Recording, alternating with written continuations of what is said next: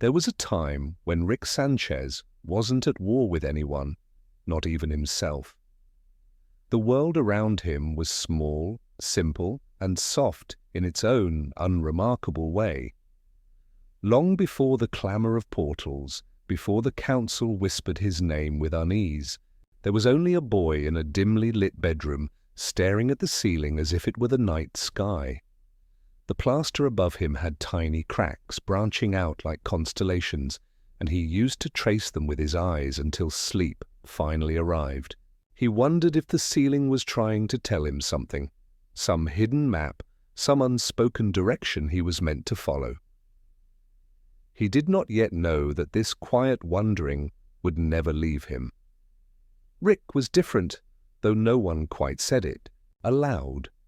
Other children would run in circles chasing games while he lingered in corners, tugging at wires, holding screws in his palm as though they were jewels. He had no patience for the noisy clatter of pretend wars. He preferred the hum of broken radios, the static that sounded like voices from another place. At times his mother would call from the kitchen, her tone soft but weary, reminding him to eat, to sleep, to come back to the world the rest of them shared. But Rick was already slipping somewhere else, a place not of rebellion, but of curiosity, too heavy for his small shoulders to hold. Even then, he wasn't entirely alone. There was a girl who lived 2 houses down, whose laughter arrived in bright bursts, like birds startled into flight. She didn't understand what Rick was always working on, but she would sit with him anyway, knees tucked, hair falling across her face. Sometimes she would hum as he twisted wires together, the tune low and soothing, and Rick found himself listening more closely than he meant to. He didn't always understand her words, but he understood her presence. That, in its own quiet way, was enough. Nights were his favorite. The world dimmed, the chatter of the day softened, and the small lamp at his desk glowed like a secret sun. He would take apart toys, old clocks, radios nobody wanted anymore, and rebuild them into strange shapes. They didn't always work. Sometimes they whirred, sparked, then fell silent. But even in failure, Rick felt something important was happening, something beyond the small town that seemed to fold in on itself with each passing year. He began to dream not just of stars, but of reaching them, as though they were waiting for him to arrive, and yet beneath this restless energy was a longing Rick never admitted to anyone. He wanted someone to notice. Not his grades, not his cleverness, but the way his heart leaned outward into mystery. He wanted the comfort of knowing that someone else felt it too, the quiet pull of elsewhere, the unshakable belief that there was more than what met the eye. That girl from 2 houses down came close. She would tilt her head and watch him, sometimes with a puzzled smile, sometimes with something gentler, as though she glimpsed the ache he kept hidden. As Rick grew older, the nights deepened with him. The stars above his window became companions, silent and steady, offering a language he almost understood. He began writing notes to himself, fragments of questions, odd diagrams, ideas scribbled in margins of notebooks. He didn't share them. Not with teachers, not with family. They felt fragile, as though speaking them aloud might cause them to vanish. Instead, he carried them close, pressed between pages, folded in pockets, tucked into the spaces only he knew. It was during one of those nights, with the house asleep and the world hushed, that Rick first heard something strange. Not in his head, not a thought, but a faint murmur through the static of a radio he'd pieced together from discarded parts. At first, he dismissed it as chance, as broken circuitry mimicking a voice. But the sound lingered, a rhythm too deliberate to be random. It didn't speak in words he could name, yet it felt directed, almost intentional, as though somewhere, someone was reaching back toward him. Rick leaned closer, adjusting knobs with careful fingers, his breath caught between disbelief and wonder. He whispered into the dark, not expecting an answer, but needing to try. "Hello?" The static replied with a low swell, a sound both distant and intimate, like an echo calling from another room. He sat frozen, heart trembling, the moment pressing against him with a quiet weight he didn't yet understand. It was not fear he felt, nor joy, but something in between, a recognition that the world was larger, stranger, and somehow listening. He didn't tell anyone about that night. Not his mother, not the girl who hummed, not even himself in the safety of his notebooks. But it marked him. It was the first thread in a tapestry he couldn't yet see. And though he returned to his tinkering, to his long walks under fading street lamps, to the silence of cracked ceilings and the comfort of routine, something inside him had shifted. The council, though unknown to him then, had already noticed. From afar they watched, not with malice, not yet, but with the wariness reserved for things that grow in directions no one predicts. Rick was still only a boy tracing constellations on his ceiling, but in the quiet spaces of his mind, in the static-filled breath of midnight, the path had already begun. And as he lay awake, eyes heavy but unwilling to close, he thought of that voice, or what felt like a voice, and wondered if it would return. He wondered if the stars he had always traced might one day answer back, not with silence, but with something that felt like home. Rick Sanchez did not sleep easily that night, nor the many nights that followed, but as the hours turned and the lamp on his desk flickered low, he whispered once more into the dark, not knowing why he felt compelled to say it. "I'm here." The radio offered only static in return, yet Rick smiled faintly, as though that was answer enough. The war, though still decades away, had already left its first quiet footprint in the soft soil of his childhood. The days that followed that strange night carried a different weight for Rick, though nothing around him had truly changed. The town was still the same, with its creaking porches and tired streets, and his house still smelled faintly of old wood and coffee in the mornings. Yet Rick moved through it all with a quiet restlessness, as though the ordinary world had grown too small for him. He went to school, sat through lessons, filled in tests with distracted scribbles, but the static from the radio lingered in his mind. It was like a secret whisper lodged behind his ribs, reminding him that something beyond the walls of his room had answered him, if only for a moment. At night, he returned to the desk lamp's soft glow, the familiar hum of wires, the patient tinkering of restless hands. The radio sat before him, silent now, as though whatever had reached through had gone back into hiding. He turned the knobs gently, adjusted wires, even rebuilt sections of it with new scraps he scavenged, but the voice, or the almost voice, did not return.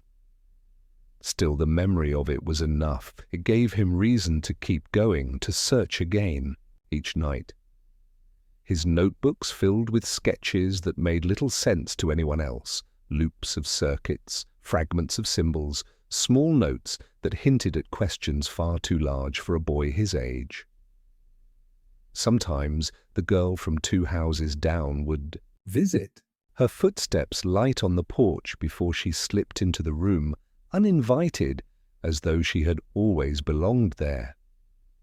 She would peer at his latest creation, tilting her head, humming softly as she tried to guess what it might do.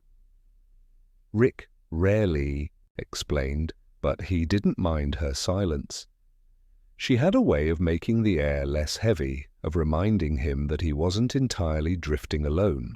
Once, when the radio gave a burst of static under his hands, she jumped and laughed, teasing him about chasing ghosts. Rick smiled faintly, but he didn't correct her. Ghosts felt closer to the truth than anything else. The seasons shifted slowly, though Rick barely noticed. The trees outside shed their leaves, snow came and went, and still he sat at his desk, listening, waiting, asking questions into the static that gave no answers. His mother grew more concerned with each passing year, her voice softer but edged with worry when she called him down to dinner. "You'll make yourself sick," she said more than once, and though Rick nodded, he always returned to his room, drawn back as if by invisible threads. It wasn't sickness he felt, it was hunger. A hunger that ordinary meals couldn't touch, a hunger for something he couldn't yet name. It was during one of those long winters that he noticed another change. The static wasn't always random anymore. It would rise and fall with a strange rhythm, sometimes pulsing in steady beats, other times fading almost to silence before returning in a swell. Rick began to map it, marking patterns in his notebook, tracing sequences that reminded him faintly of language. It was imperfect, frustrating, but the thought that someone or something was trying to reach across the void filled him with a strange mixture of awe and dread. One night he whispered more than just a greeting into the dark. He spoke about his day, about the way the snow outside had fallen too heavily for his small shovel, about how the house felt colder when his mother was quiet. He didn't expect an answer, but speaking aloud made the silence easier to bear. The radio flickered with faint static bursts, not words, but tones that rose and fell, almost like a lullaby. Rick sat very still listening, heart tightening in his chest. It was not proof, not really, but it was enough for him to believe he was not imagining things. The girl noticed the change in him too. One afternoon, she sat on the floor of his room, idly spinning a screwdriver between her fingers, and said, "You look like you're carrying a secret." Rick glanced at her, startled, but said nothing. She only smiled, leaning back against the wall, as if she didn't need to know the details. Sometimes it was her silence that gave him the most comfort. She didn't demand explanations or mock his long hours. She simply stayed, and in her quiet presence, Rick felt something fragile and steady that he couldn't quite name.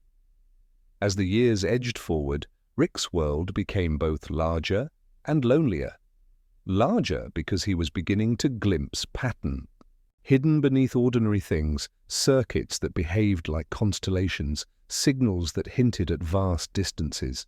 Lonelier because no one around him could understand the weight of it. Teachers dismissed his questions, neighbors called him strange, even his mother sometimes sighed when she looked at him too long. Only the girl remained, and even then, her laughter grew less frequent, her visits shorter, as though the tides of growing up were pulling her slowly elsewhere. It was inevitable, perhaps, that Rick's secret world and the outer one would someday collide. One evening, after a long day of tuning the radio, the static shifted into something unmistakable. It wasn't just rhythm now, it was structure, patterns so deliberate that even Rick's cautious mind could not deny them. His hand trembled as he traced the sounds onto paper, the markings flowing into shapes that didn't belong to any alphabet he knew. For hours he stared at them, breath shallow, until exhaustion pulled at his eyelids.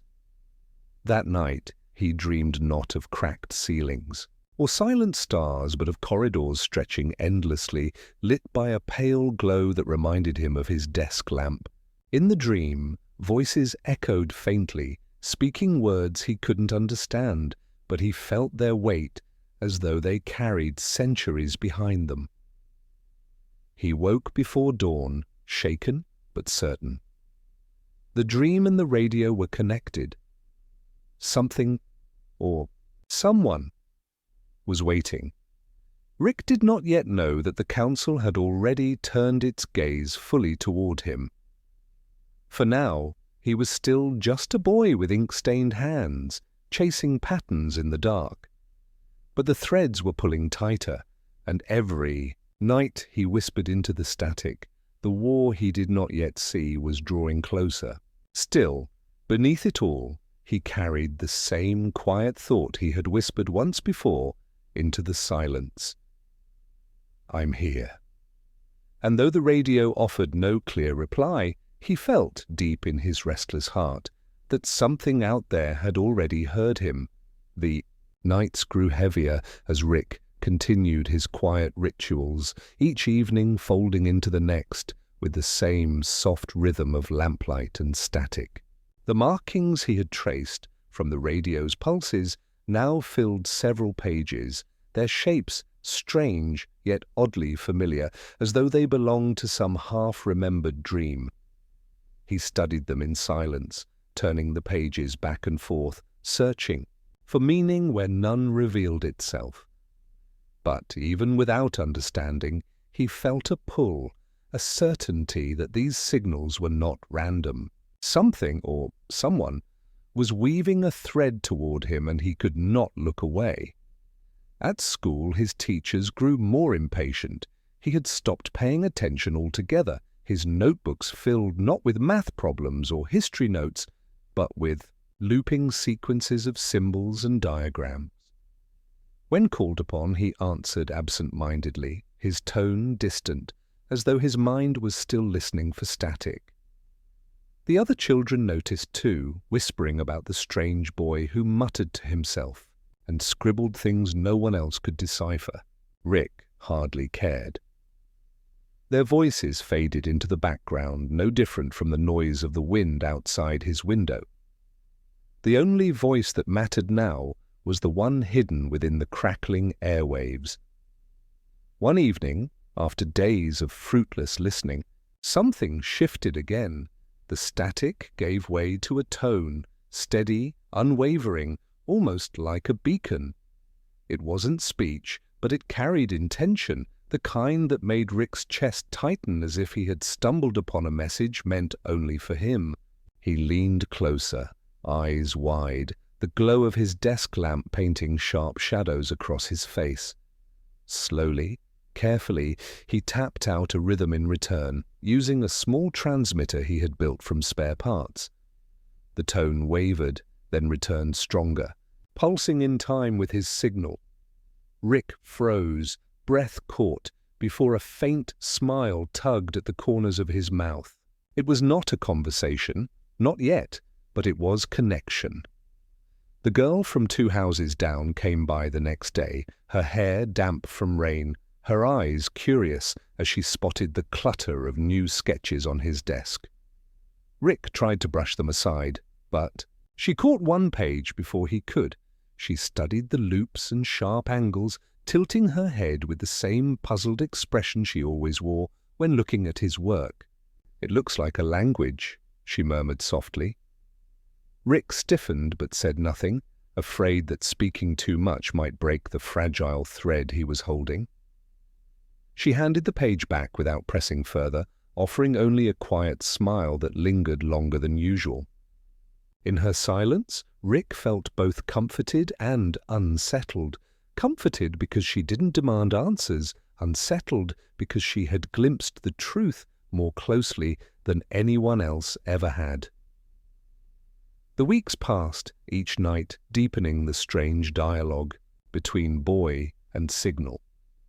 The pulses grew more complex, layered with subtle variations that teased meaning just beyond his grasp. Rick began dreaming more vividly, his sleep filled with visions of hallways that twisted into infinity, doors opening into rooms lit by soft, unnatural light. In these dreams he sometimes felt watched, not with menace, but with curiosity, as though he were being studied by unseen eyes. He woke with his heart racing, the echoes of the dream blurring into the steady hum of his machines. One particular night, The tone in the radio shifted into something sharper, more deliberate. The pulses arranged themselves into patterns he had never heard before, each one distinct, insistent. Rick scribbled frantically, hand cramping as he tried to capture every rhythm. When the sequence ended, he stared at the page, the symbols glowing. Faintly, in his imagination, it was no longer just fragments.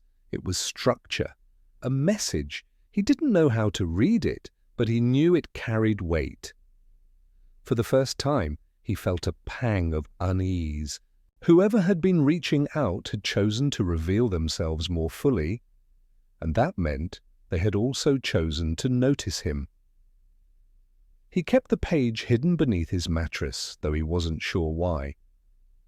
Perhaps it was fear of being discovered, or perhaps it was the sense that the page belonged to something larger than his small room, something he wasn't ready to share with anyone, not even the girl who hummed softly beside him. When she visited that week, he found himself distracted, glancing at the hidden space where the paper lay as though it might burn through the mattress and reveal itself. She noticed his distraction, but said nothing, only leaning against the wall, humming a tune that steadied his restless mind. Rick didn't know it yet, but far away, the council had begun to whisper his name in earnest. They had seen the faint ripple his signals created, the way his curiosity brushed against boundaries not meant for children. To them, it was not the voice of a boy speaking into static. It was the opening of a door, one that might someday swing wide enough to let him through. And so they watched quietly, patient and cautious, waiting to see if this restless child would grow into what they both feared and expected. But Rick felt none of that. For him, there was only the lamp, the hum, the radio, the faint scratch of pencil against paper. He was a boy leaning toward the unknown, fragile in his hope, steady in his persistence. And though the signals faded again into silence as the night stretched on, he whispered into the empty air as he always did, voice trembling but certain. "I'm here." This time, though, as the words left him, the radio pulsed once in return. So faint, so fleeting, it might have been imagined. But Rick knew better. The world was listening, and somewhere beyond the static, something had begun to listen back. The faint pulse from the radio lingered in Rick's chest long after the sound itself had faded like an echo that refused to leave. He sat in the quiet of his room, staring at the machine as though it had just revealed a secret too vast to fully grasp. His fingers hovered over the knobs, his pencil lay abandoned beside his notebook, and for the first time in many nights he did not know what to do next. That single beat had changed everything. It had answered him. However small, however fleeting, it meant there was something on the other side, something listening. The following days blurred together in a haze of anticipation.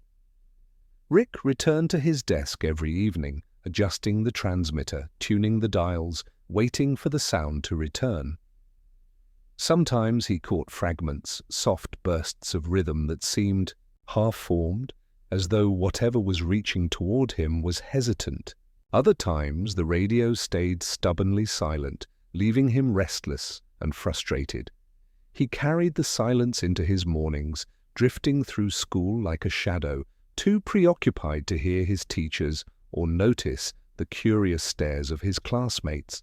His mind was always somewhere else, straining toward the unseen presence just beyond the static. The girl noticed.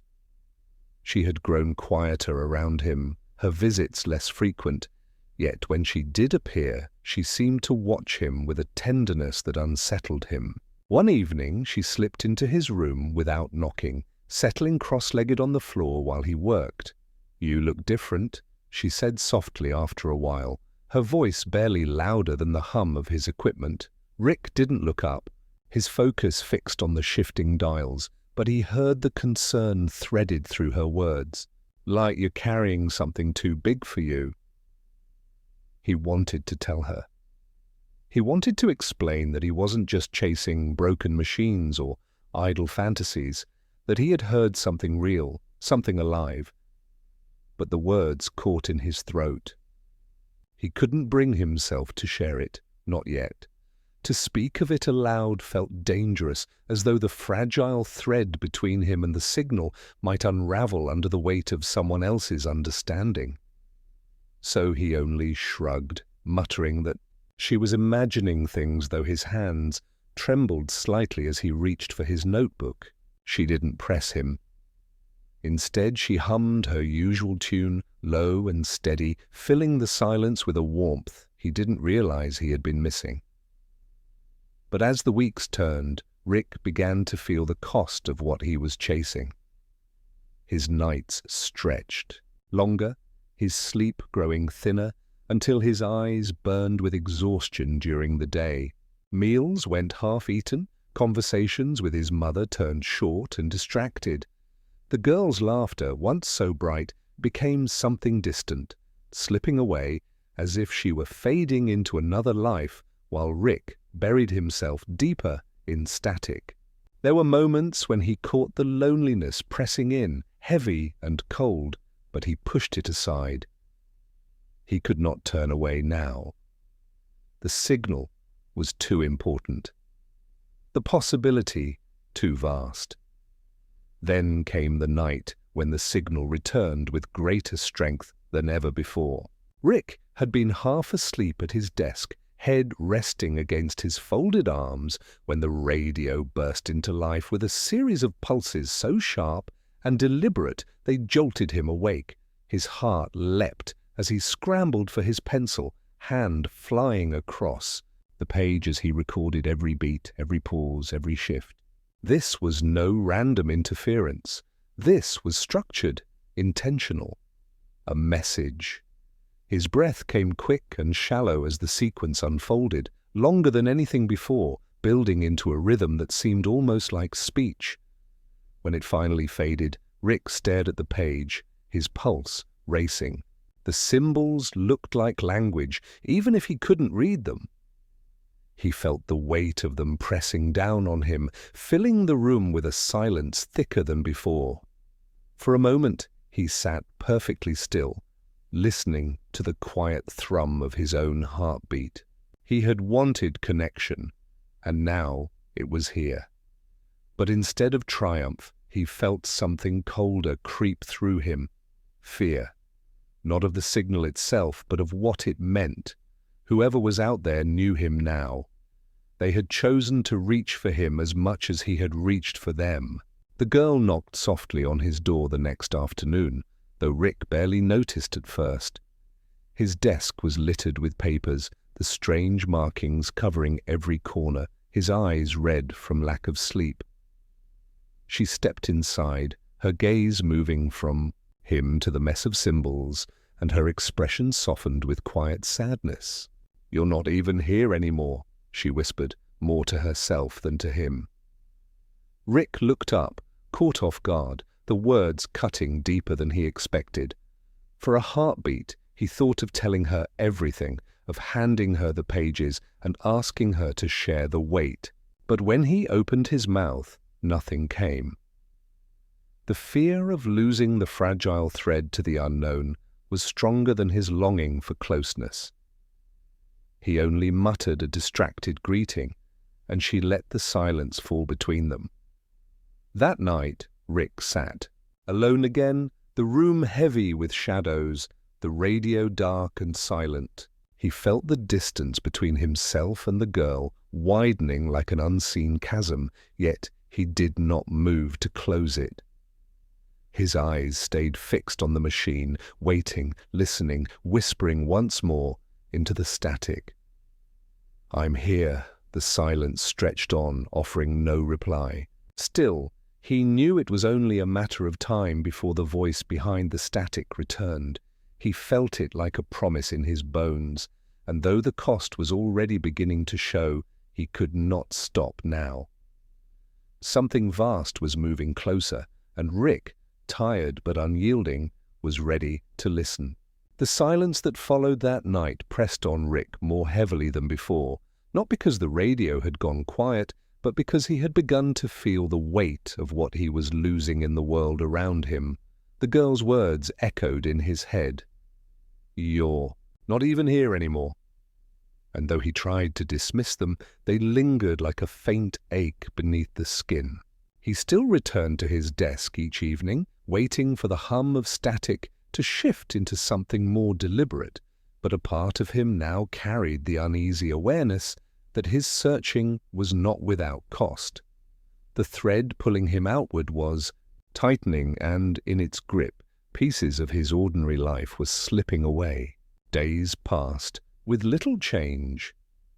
At school, he barely spoke, drifting further into his notebooks filled with symbols that no one else could read. At home, his mother grew more tired, watching him with eyes that seemed to ask questions she never voiced. She called to him at dinner, her voice steady but tinged with a quiet sadness, and more often than not he arrived late, half-heartedly picking at his food before retreating back upstairs. He loved her, though he did not say it aloud, but his love was tangled with a restlessness he could not quiet. He felt as though he were standing in two worlds at once, the one she offered, full of warmth and routine, and the one beyond, the static, vast and uncharted. The girl still came sometimes, though her visits were shorter now. She sat by the window. While Rick worked, her humming softer, her questions fewer. He felt her presence like a tether to something steady, but each time she rose to leave, the space she left behind felt larger, harder to ignore. He wondered if she was slipping away for good, if soon she would stop coming altogether. The thought left him unsettled, yet he found himself unable to change course. He could not turn from the signals, not now, not when they had come so far. One evening, as the sun dipped low and shadows stretched across his room, the radio stirred again. It began with a faint hum, then shifted into a sequence of tones sharper and clearer than before. Rick's heart leapt, his pencil flying across the page as he recorded every beat. The patterns were more complex now, layered with pauses that suggested thought, as though whoever or whatever was speaking had grown more certain. Rick leaned in, murmuring softly into the transmitter, offering simple rhythms in reply. For the first time, the pulses responded quickly, almost eagerly, as if recognizing him. A dialogue had begun, wordless but undeniable. Rick sat there for hours, locked in the strange exchange, his room fading away until only the signal remained. The tones carried a gravity he couldn't explain, something that pressed against him like the weight of unseen eyes. It wasn't threatening, not yet, but it was powerful, steady, like the presence of something vast watching from the dark. His hand cramped, his eyes burned, but he didn't stop. He felt as though if he kept going, if he listened closely enough, the meaning might finally unfold. When the signal finally faded into silence, Rick leaned back in his chair, exhausted but trembling with quiet awe. He looked at the pages before him, filled with sequences of symbols, and felt both triumphant and afraid. Whatever he had touched tonight was bigger than anything he had imagined. He sensed it was not just curiosity reaching for him, it was intention. A choice had been made on the other side, and he had been acknowledged. The next day he moved through the world with a strange stillness. At school, the noise of children seemed distant, irrelevant. At home, his mother's voice felt muffled, as though spoken through walls. Even the girl's laughter, faint from outside his window, seemed far away. His thoughts circled only around the signals, the growing certainty that he had stepped into something far larger than himself. He told no one, yet he carried the weight of it like a hidden flame, flickering beneath his ribs. That night, as he sat at his desk again, he found himself speaking aloud, not just into the transmitter, but into the silence of his room. His voice was soft, uncertain. "I don't know who you are. I don't know why you're reaching for me, but I'm listening." The radio crackled faintly in response, not a message, but enough to remind him he was not alone. He closed his eyes, letting the hum settle into him, feeling it move through his veins like a quiet pulse. Unseen by him, the council marked the moment. What for Rick was only a boy's longing for connection was, to them, the beginning of a pattern they had feared and expected. They had watched others before, countless restless minds that brushed against the edges of their silence, but this one was different.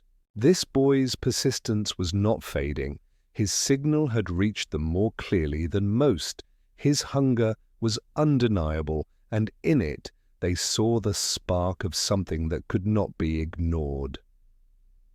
Rick, however, knew nothing of this.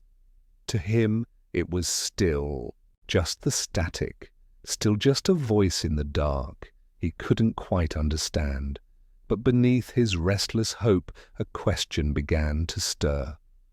What if he was not only listening, but being watched? The thought should have frightened him, yet it did not.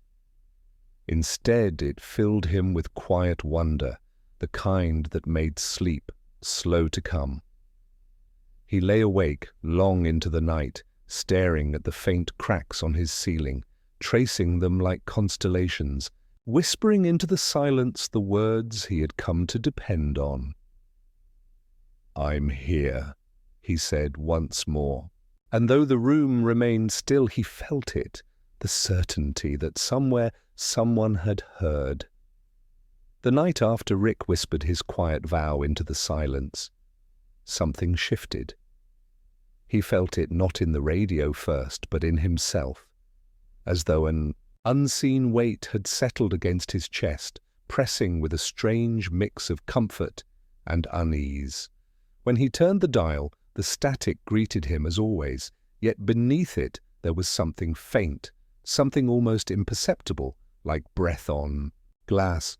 He leaned closer, straining to catch it, and for a moment he swore. He heard not tones, but voices, distant, layered, overlapping like echoes in a vast chamber. His pencil hovered above the page, frozen. The sound was too brief, fading back into the static before he could capture it, but its effect lingered. The signals were no longer simply reaching for him, they were surrounding him. The following day, the world outside seemed increasingly thin, as though it were no longer built to hold his full attention. In class, when the teacher scrawled equations, across the board, Rick saw them dissolve into the sequences he had drawn the night before. At lunch, the chatter of students felt like meaningless noise, but in that noise he thought he caught fragments of the radio's hum. He began to carry his notebook everywhere, its pages filled with dense patterns no one else could make sense of, lines that curved and bent like pathways on a map to somewhere unreachable. The girl noticed first. She came to his window one afternoon, her hair catching the dim light, her presence soft yet piercing. "You're slipping," she said quietly, her eyes searching his face. "Whatever you're listening to, it's pulling you too far." Her voice was steady, but he could hear the faint tremor beneath it. Rick wanted to argue, to tell her that she was wrong, that this was the only thing that made sense. But when he met her gaze, the words tangled in his throat. Instead, he looked back at the notebook as though the symbols could defend him. She lingered a moment longer, then stepped back, her silence heavier than any words. That evening, when he returned to his desk, the static greeted him differently.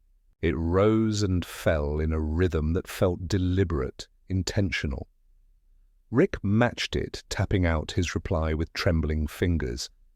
This time the response came not as tones alone, but as a convergence, as though the silence itself bent toward him.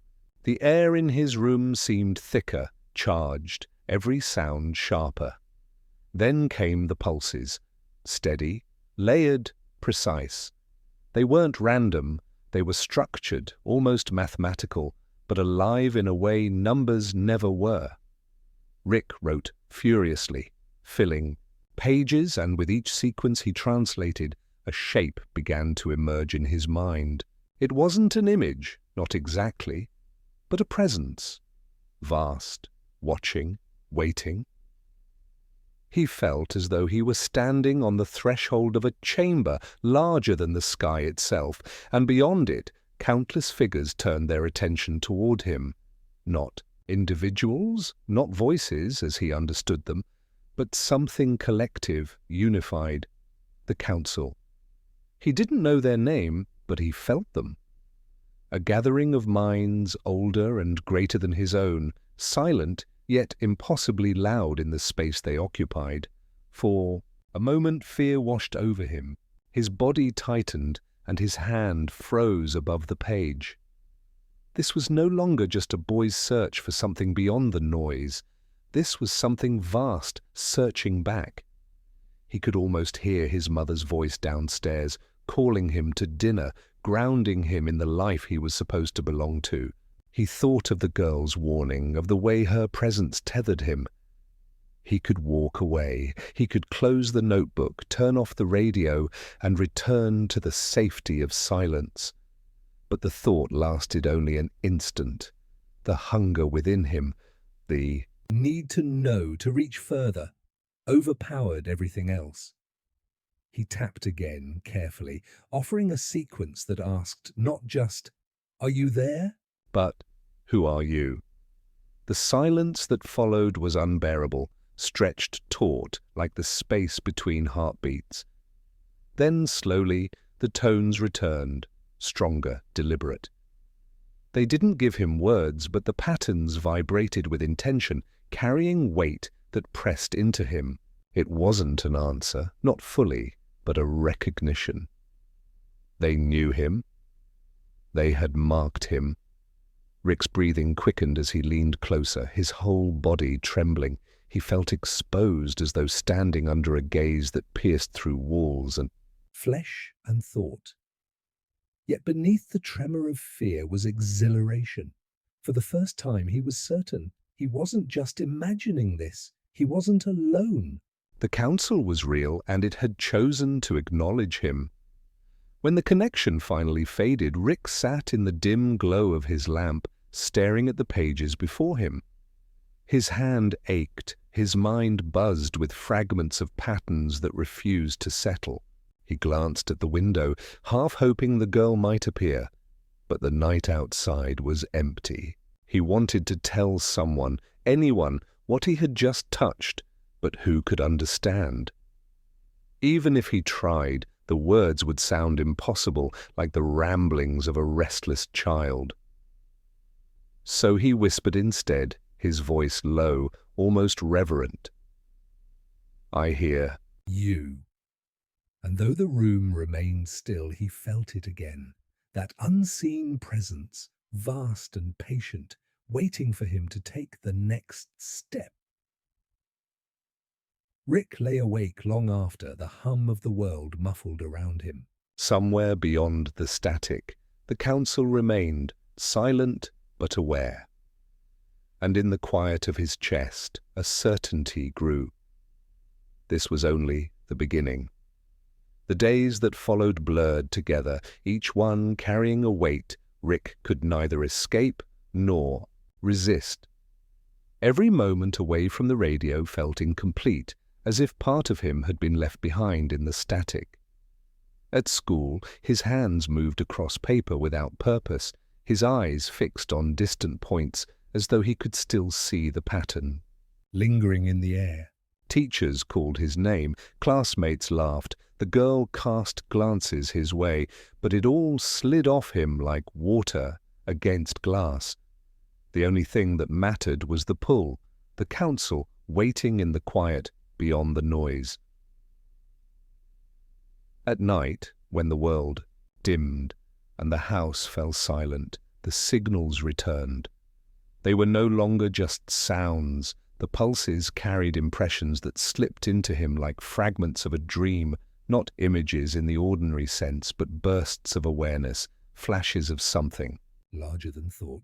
Shapes of impossible architecture rose in his mind, structures that bent and folded in ways his eyes could never see. He felt not only their presence, but their intention, as though every fragment pressed him closer to something they wanted him to grasp. He tried to draw what he sensed, his hands frantic on the paper, but the lines never matched. What lived in his mind was too vast, too fluid. The notebook filled with strange spirals, broken angles, and symbols that frightened him when he looked at them in daylight, their meaning slipping away as though they belonged to a language not meant for human mouths. And yet the council never felt hostile. Their silence carried no malice, only an unfathomable weight, like a tide pulling him deeper. One evening, the hum grew different, richer, layered, vibrating against his skin as though the air itself was speaking. He leaned in, his whole body alert, his pulse quickening. The tones fell into a pattern he had never heard before, sharper, almost demanding. Rick hesitated. His fingers hovered over the transmitter, uncertain if he was ready to answer. But before doubt could root, the presence surged through him with sudden force, and for the first time he saw something clear. It came not as a dream, but as a vision carved into the stillness of his room. A vast chamber stretched before him, walls of light shifting like liquid glass. At its center stood figures, tall, indistinct, their outlines flickering as though they were both there and not. They were countless, yet singular, a council gathered in eternal silence. He felt their attention converge on him, not with eyes, but with something deeper, a pressure that held him still. His breath caught, his body frozen in the chair, yet his mind expanded, pulled further than it had ever gone. The vision shattered abruptly, leaving him gasping in the dim lamplight. Sweat clung to his skin, his heart hammering wildly, his body shaking from the weight of what he had glimpsed.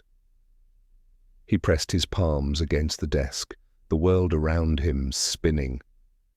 It hadn't been imagination, it hadn't been a trick of exhaustion. The council had revealed itself, just enough for him to know it was real. But along with certainty came fear. His chest tightened as he thought of the girl, of her warning that he was slipping away. Would she believe him if he told her what he had seen? Could anyone believe it? The thought of her steady eyes, her grounding presence, stirred a flicker of doubt inside him. Yet when he glanced back at the notebook filled with spirals and broken symbols, he knew the choice had already been made. He belonged to this path now, whether it destroyed him or not. That night he whispered again into the silence, his voice trembling but resolute. "I see you." The words felt both small and enormous, insignificant in sound but monumental in intent. And though no reply came in human terms, he felt it. A resonance within the static, a pulse that told him he had been heard. Sleep came only in fragments, his dreams restless and fragmented, carrying echoes of impossible structures and voices that were not voices. When morning came, he rose, not refreshed but compelled. He could feel their presence lingering with him, shadowing every step, as though the council had begun to seep into the fabric of his waking life. At breakfast, his mother's voice sounded far away, her concern muffled by the hum in his skull.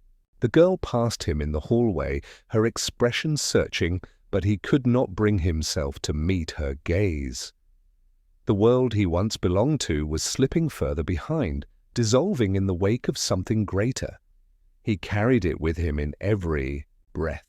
The memory of that chamber, those flickering figures, that collective gaze that had fixed itself upon him. The council was no longer a question. It was an answer, one that demanded more, and deep within, Rick knew the next time he reached, for the static, they would not just show him, they would begin to tell him. The days blurred as Rick carried the weight of what he had seen. Every moment after that first vision felt sharpened, charged with an intensity he couldn't shake. The council no longer hovered at the edge of his awareness. They pressed closer, as if a boundary had been broken.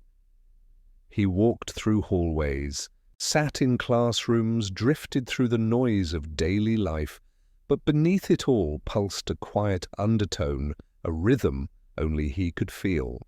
The world outside looked the same, yet it no longer felt like the one he belonged to. At night, the signals grew more deliberate. The static no longer seemed random, its fragments slipping into a kind of order he could almost recognize. He listened, holding his breath as tones repeated, rising and falling in ways that stirred strange familiarity. Sometimes it sounded like language, fractured but deliberate. He tried to write it down, the shapes of sound translating into crooked symbols that filled his notebook until the pages blurred. He knew they were speaking, though not in words meant for human mouths. The first time he felt the difference, it wasn't in sound but in movement. His hand, without his command, shifted across the paper, sketching lines and curves that matched the tones whispering through the radio. He should have been terrified at the loss of control, yet instead he felt an odd calm, as though he were not being forced, but guided. When the pattern was complete, he stared at it, heart racing. It looked like nothing he had ever seen, yet it vibrated with recognition, as if the drawing were older than thought itself. That night, the vision returned, not fragmented, but clearer, steadier, as though the council had chosen to lift the veil further. The chamber stretched out again, vast and luminous, its shifting walls alive with patterns that mirrored the symbols in his notebook.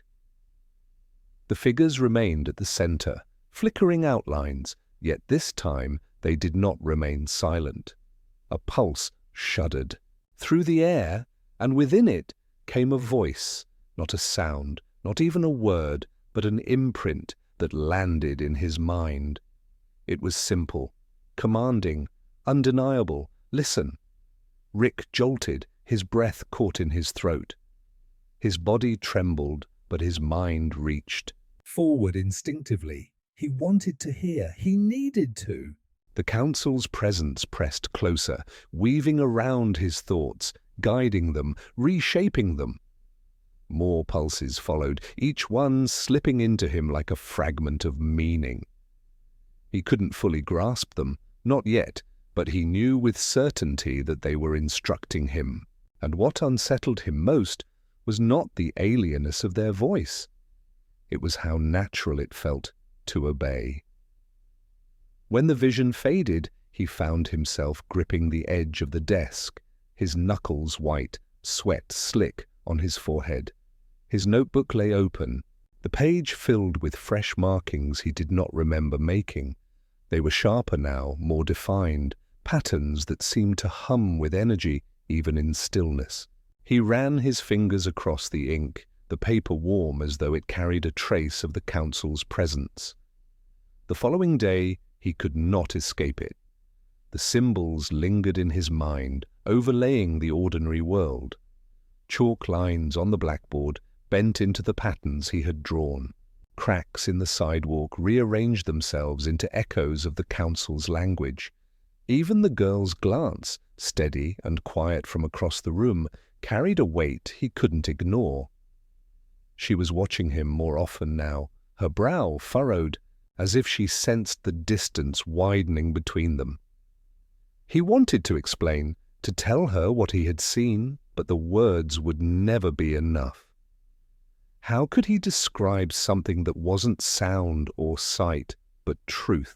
That night, he returned again to the static, his breath shallow, his hands shaking with anticipation. The council did not keep him waiting. The moment he tuned the dial, the chamber rose up inside him, and the figures leaned closer. The pulse of their presence throbbed through him, carrying fragments of thought that burned into his mind like firebrands. He saw flashes of something immense, machines vast as worlds, structures spanning stars, energies twisting space itself. The council did not explain. They showed, and in showing, they demanded understanding. Rick gasped, his chest aching, but the fear no longer held him back. The vision pulled him deeper, and for the first time he felt a clarity threading through the chaos. The council was not simply revealing themselves, they were preparing him. For what, he didn't know, but the weight of it pressed against him with unbearable certainty. When the chamber dissolved, he collapsed forward, his notebook beneath him. The pages now held not only symbols, but entire sequences drawn in a hand that felt both his and not his. He stared at them through blurred eyes, his pulse racing with dread and exhilaration. Whatever the council was shaping, it was no longer distant. It was inside him, guiding his thoughts, bending his will. And though a part of him longed for the simplicity of the girl's eyes, the normality of laughter in the hallways, Rick knew he could not go back. The council had spoken. They had begun to instruct him. And with each night, each vision, each symbol drawn in trembling ink, he was becoming less of who he had been, and more of what they needed him to be. Rick awoke the next morning with the lingering vibration of the council's final pulse still echoing inside his skull. His body felt heavy, drained, yet his mind burned with an intensity that refused to let him rest. The notebook lay open on his desk, pages littered with symbols he could barely recognize as his own. They stared back at him like mirrors, not of his thoughts, but of something far older, far deeper. He traced one of the sharper lines with a trembling finger, and for a moment the symbol shimmered in the faint morning light. He jerked back, but the afterimage remained etched in his vision. School felt like a hollow performance. Words spilled from teachers' mouths but dissolved before they reached his ears. His hand moved across his desk absent-mindedly, sketching fragments of the patterns without realizing he was doing it. When he caught himself, the page was already filled with spirals and jagged arcs more complex than before. He quickly shoved the paper into his bag, but when he looked up, he met her eyes, the girl. Her gaze lingered longer than it ever had, no longer curious but searching. Rick froze, wondering if she had seen too much. She looked away, but the heaviness of her glance followed him long after. That night, he didn't resist when the static returned. By now, it felt inevitable, like a tide he had no choice but to surrender to. The chamber bloomed before him with more clarity than ever, its luminous walls alive with patterns that responded to his very thoughts. The figures of the council leaned closer, their flickering edges sharper, and the pulse of their presence hammered inside his chest. This time, the impressions they pressed into him were not fragments but structures, blueprints of thought that unfolded layer by layer, as though they were building something inside him. He gasped, clutching his head as the visions poured in. Coils of energy twisting around machines that defied gravity, towers of shifting metal that rose endlessly into black skies, rivers of light flowing into the unknown. He felt his mind stretch and strain to hold it all, his thoughts bending like glass under too much heat. But the council did not relent. Their command was clear. He was meant to carry this knowledge, to shape it, to prepare for something not yet revealed. When the vision ended, Rick collapsed back into his chair, shaking. The notebook lay open again, filled with drawings that seemed to complete themselves without his permission. They no longer looked like scattered marks, but schematics, plans, intricate and deliberate. His hands shook as he turned the pages, recognizing patterns of circuitry, designs for devices no human had ever conceived. Each sketch pulsed with an eerie resonance, as if alive. The next day, his exhaustion was impossible to hide. He dragged himself through the hallways, his body moving, but his mind tethered to the symbols burning behind his eyes. He caught the girl staring again, but this time she didn't look away. At lunch, she approached him quietly, her voice soft but steady. "What are you doing, Rick?" The question struck him like a blade. For a moment he couldn't speak. Words caught in his throat. He wanted to deny, to shrug it off, but her tone carried something deeper than curiosity. Worry. She knew something had changed. He muttered an excuse, something about studying, but the look in her eyes told him she didn't believe it. She lingered for a moment longer, as though waiting for him to break, but then she turned and walked away. Rick's chest tightened, torn between relief and dread. The council's command to listen still echoed inside him, but her presence gnawed at the edges of his resolve. If she kept watching, she might see everything, and he wasn't sure whether that would save him or destroy him. That night, the visions grew harsher. The council no longer spoke in fragments, but in full structures of thought, hammering into him with relentless precision. He saw entire cities collapse and reform in the blink of an eye, stars bending under forces he couldn't name, and, through it all, the council's presence guided him like a hand pressing against his mind. They showed him not only what to build, but why. Preparation. Something vast was coming, and he was the vessel through which their will would take form. His body trembled with the weight of it. He pressed his palms to the desk, the notebook glowing faintly under the moonlight spilling through his window. The ink shimmered like liquid metal, alive, shifting. He whispered to himself, voice shaking, "Why me?" But no answer came, only the echo of the council's pulse vibrating deep in his chest. He knew then that questioning was futile. The council had chosen, and whether he wanted it or not, he was already theirs. The girl's face lingered in his mind as he drifted into uneasy sleep. Her eyes had cut through the noise, anchoring him for a fleeting moment to something real, something human.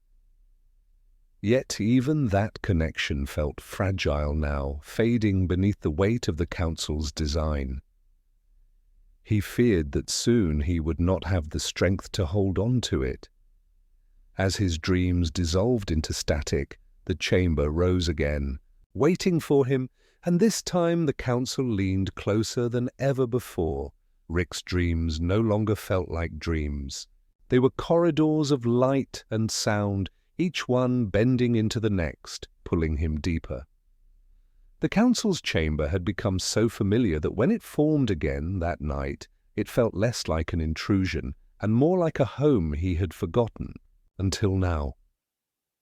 The figures stood closer than ever, their shapes sharper, their pulses synchronized with the beat of his own heart. He felt them watching, not with eyes, but with thought, weighing every flicker of resistance inside him. This time, they did not wait.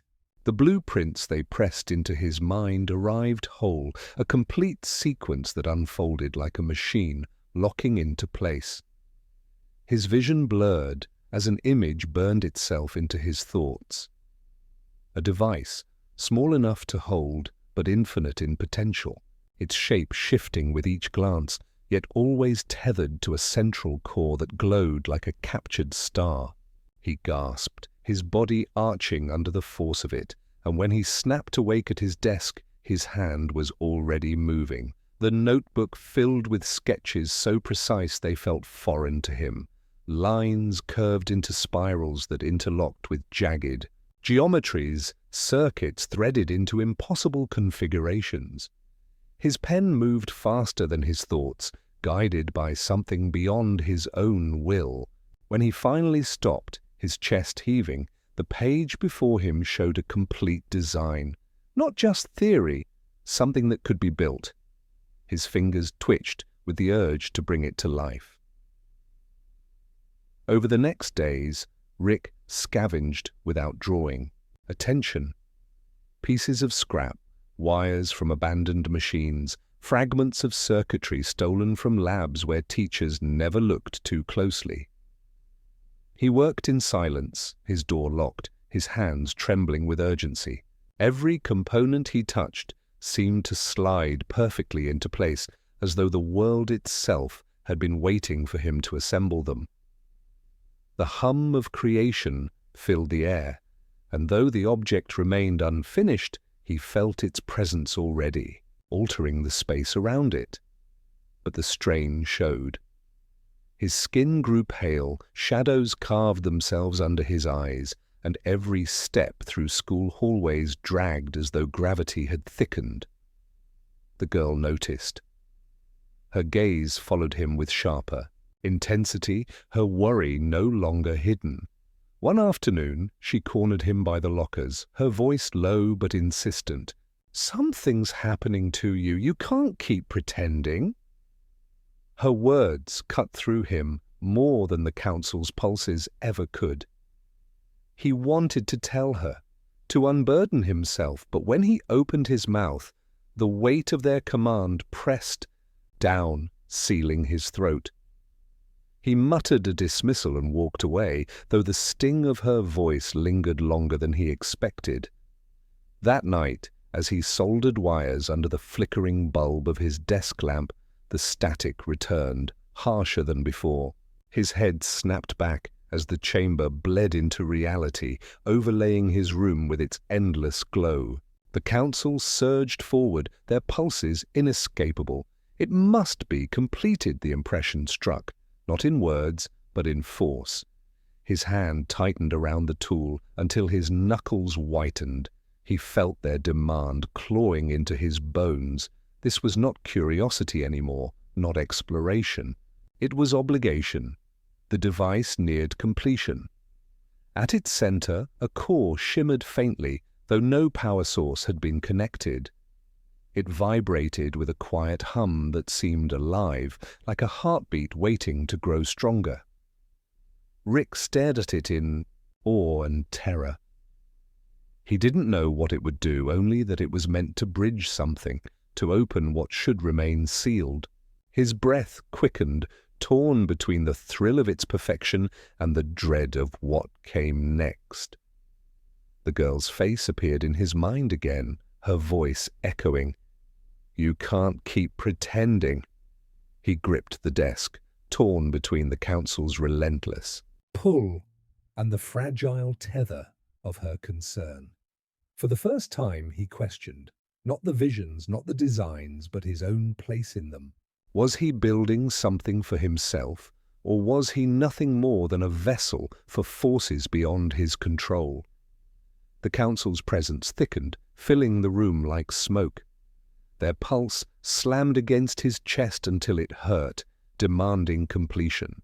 Rick's hand hovered above the final connection, the last thread that would awaken the device. His body shook, his mind screaming in conflict.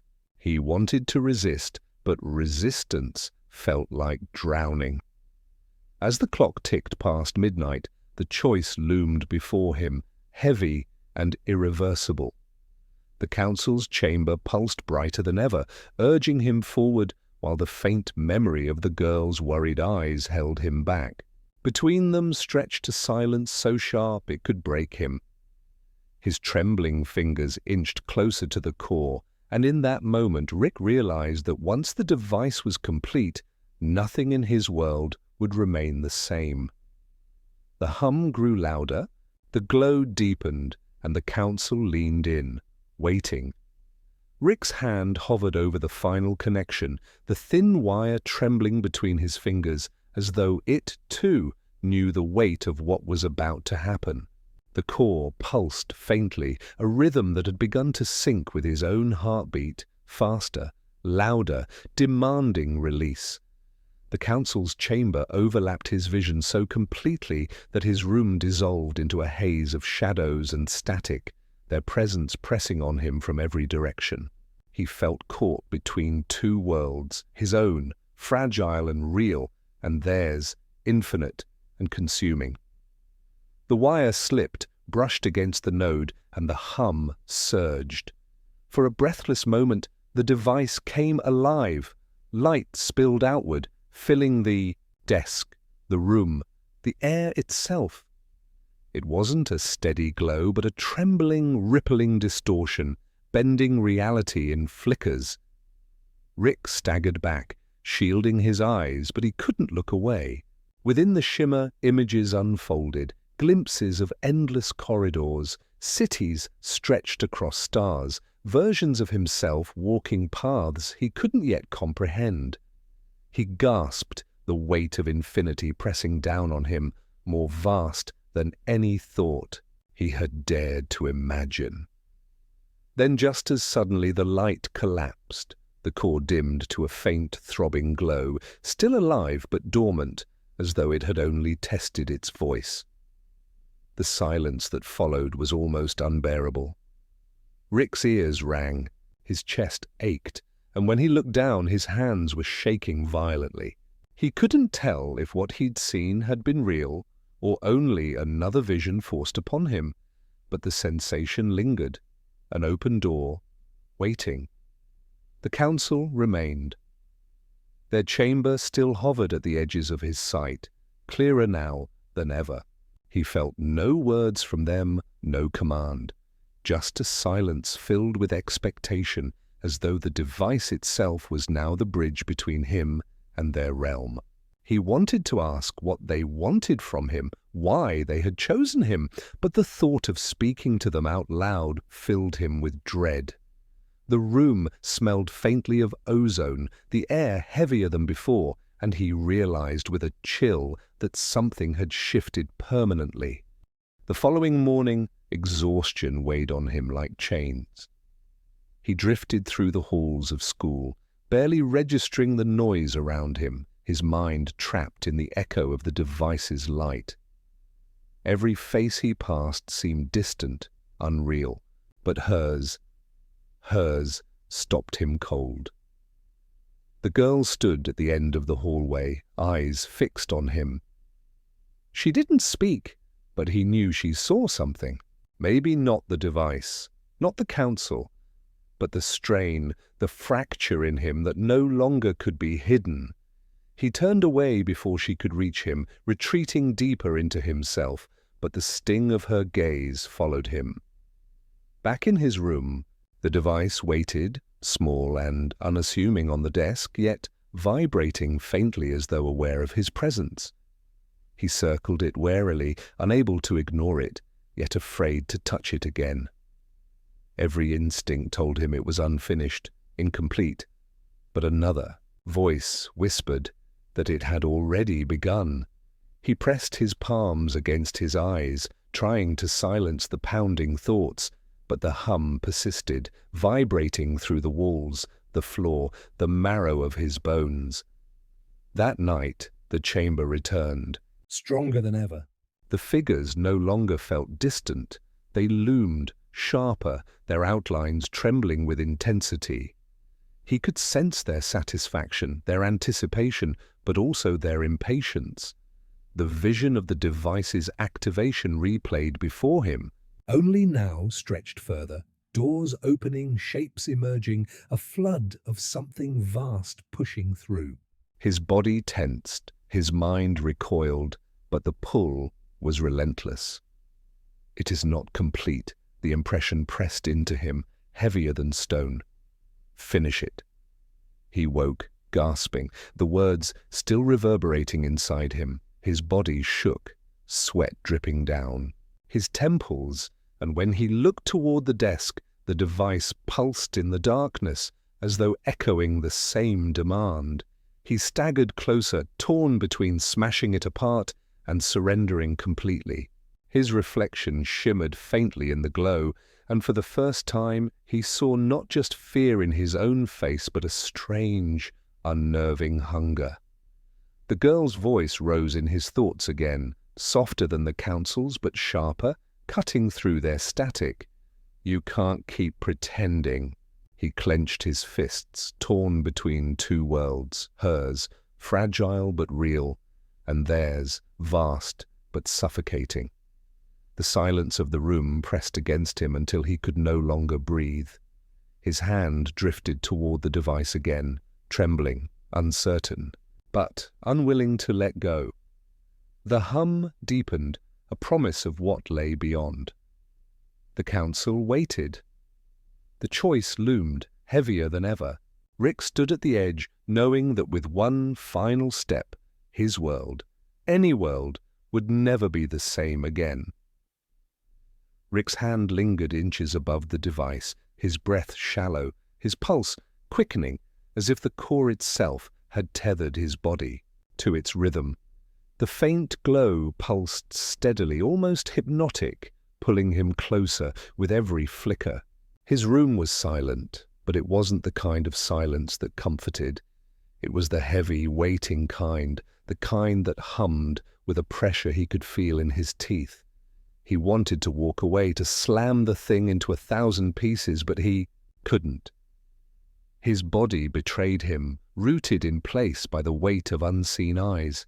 He whispered, barely audible, "What do you want from me?"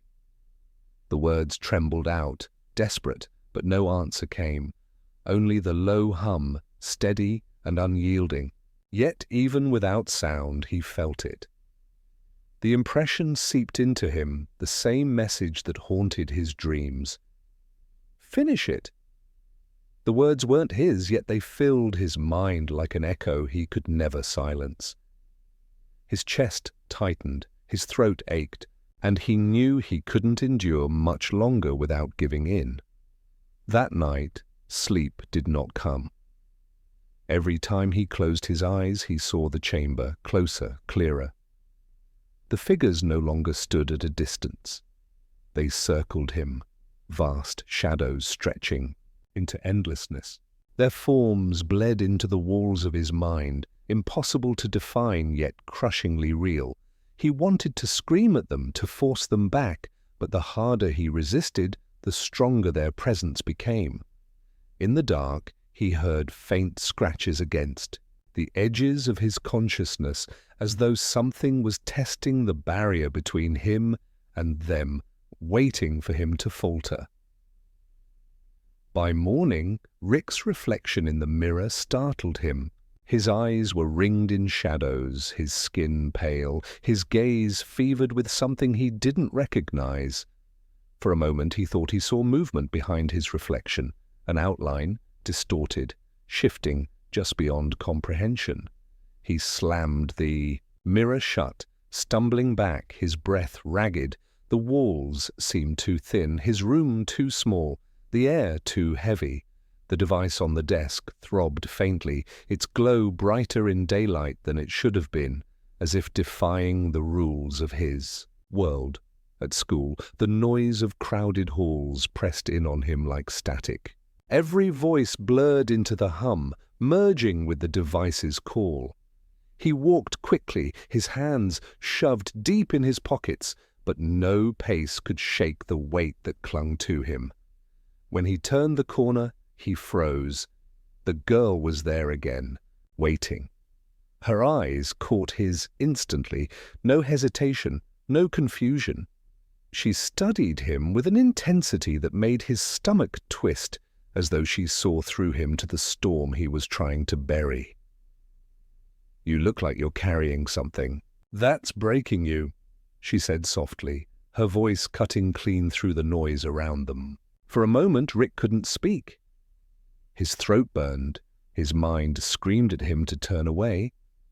But something in her tone, in the steady calm of her gaze, held him still. "I'm fine," he forced out, but the words tasted hollow even as they left his mouth. "No!" she whispered, stepping closer. "You're not!" The weight of her certainty rattled him more than the council's silence ever had. He turned sharply, retreating down the hall, his shoulders tight, his pulse erratic. Her voice lingered, though, chasing him like a shadow. He hated how it pierced through his defenses, how it saw him more clearly than he wanted to be seen.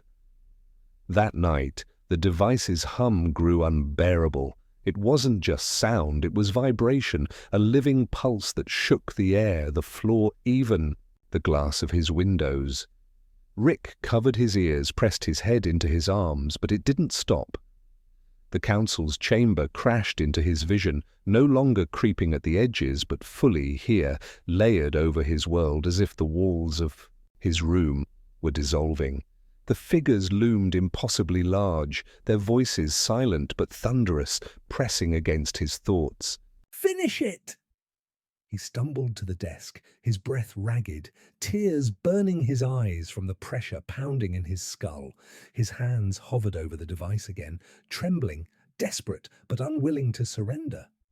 And then, just as he almost made contact, her voice slipped through the noise again. Not in memory this time, but clear, immediate, impossibly present. "Don't." Rick's head snapped up. For a moment he swore he saw her in the corner of the room, her outline flickering like a projection, breaking through layers of static. His heart leapt into his throat, torn between terror and desperate relief. She shouldn't have been there, couldn't have been there, but she was. And her gaze locked onto his with the same unwavering intensity as before. The council recoiled, their forms rippling in agitation as though her presence disrupted them. The chamber shook violently, the device sparking with sudden energy, arcs of light cracking across the desk. Rick staggered back, caught between the pull of their demand and the anchor of her resistance. "Choose," her voice echoed, fierce and steady, cutting through the storm. "Them or yourself." The hum rose, a deafening roar that consumed everything. Rick's hands clawed at his temples, his body trembling as though caught in a gravitational tear. The device flared, the chamber surged, and her voice held firm against it all. For the first time, he felt a path split open before him, two forces colliding, demanding his choice. The air shattered with light, and Rick, caught in the storm, finally understood that the decision he made next would not only decide his fate, but the fate of worlds he hadn't even seen yet. The light swallowed everything, leaving Rick suspended in a void that felt both infinite and crushingly small. His lungs seized as though the air had been stolen from him, and his vision fractured into shards of images that bled into one another, worlds he didn't recognize, futures he couldn't grasp, faces he could almost name, but that slipped from memory the moment he reached for them. The hum was no longer confined to the device, it was inside him, stitched into his pulse, his bones, his very breath. He staggered, weightless yet unbearably heavy, fighting to hold on to a sense of himself, as everything threatened to unravel. Through the chaos, her voice broke through again, faint but unwavering. "Rick, stay with me." It wasn't a plea, it was a command, one tethered with a clarity that defied the storm around him. His gaze darted toward the sound, and there she was, or something like her. The flickering projection sharpened, her outline glowing faintly as though she had carved her way into the void. She stood firm against the torrent of shifting worlds, her eyes locked on him. The council surged forward, their forms towering, more defined now. vast silhouettes with hollow faces, their eyes dark and endless, like wells that promised nothing but surrender. Their presence pressed down with a force that nearly drove Rick to his knees. "Finish it!" their command thundered, no longer subtle, no longer coaxing. It ripped through him with the violence of inevitability, shaking the fragile grip he had on himself. Rick clutched his head, gasping, torn between the roar of their will and the fragile strength of her defiance. He felt the pull of the device, its energy threading through him, begging to be completed, begging to close whatever cycle had begun the day he first touched it. His heart pounded, his thoughts fractured, and for one terrifying moment he considered giving in just to silence it all. But then her figure stepped closer, steady, unflinching in the storm. "They don't want you to finish it for yourself," she said, her words slicing through the hum. "They want you to finish it for them. Can't you see that?" The accusation struck something deep within him, something raw and unhealed. Memories flashed, not of the council, but of his past. Of times he had been told what to do, how to act, who to be. Of the weight of expectations that had never been his own, choices made for him in silence he'd never consented to. The council's demand suddenly felt familiar, not cosmic, but cruelly human. He realized with a shudder that what they wanted wasn't creation, it was control. His knees buckled, and he fell against the void's unseen floor, his hands trembling as the device flared brighter, its glow searing his skin. The girl's voice steadied him, her presence now like a barrier between him and them. She knelt beside him, her hand hovering just above his shoulder, never quite touching, but grounding him all the same. "You don't owe them anything," she whispered, fierce and steady. "Not any more." The council erupted, their hollow faces twisting, the void shattering into cracks of white light that spread like lightning across a dark sky. Their voices roared in unison, a tidal wave of fury that threatened to drown them both. "He belongs to us. He was chosen. He cannot refuse." Rick's breath caught "belongs." The word coiled inside him like a chain. He wanted to scream that he wasn't. Theirs, that he never had been. But the truth was more complicated, more terrifying. A part of him had belonged. He had been tethered since that first night, since the device burned itself into his dreams. Denying it outright felt like denying his own blood. But as the chamber fractured around him, as the void screamed with the council's rage, another thought cut through the noise, sharp, dangerous, liberating. Belonging didn't have to mean submission.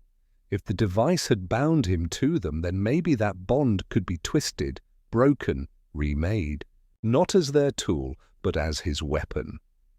His hand, trembling yet resolute, reached for the device. This time, it wasn't desperation that drove him, but defiance.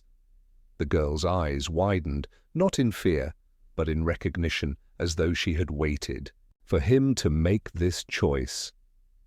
The council howled, their forms convulsing as the glow expanded, burning against their darkness. The instant his fingers touched it, the hum changed. No longer a demand, it became a scream, not his but theirs. Energy surged through him raw and violent, but instead of crushing him, it bent to him, shaping itself to his pulse, his will. The device cracked open, light spilling out in jagged bursts, tearing through the chamber until the council's towering forms began to fracture. The girl's figure flickered, almost fading, but her voice remained. "You've turned it back on them," she said, her tone both awed and urgent. "But they won't let go easily. You've started a war you can't walk away from." Rick clenched his jaw, his grip tightening as light coursed through him. His fear hadn't vanished, but it no longer held him captive.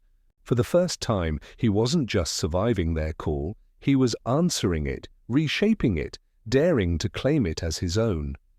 The void trembled, collapsing in waves of light and shadow, the council's voices breaking into fragmented shrieks.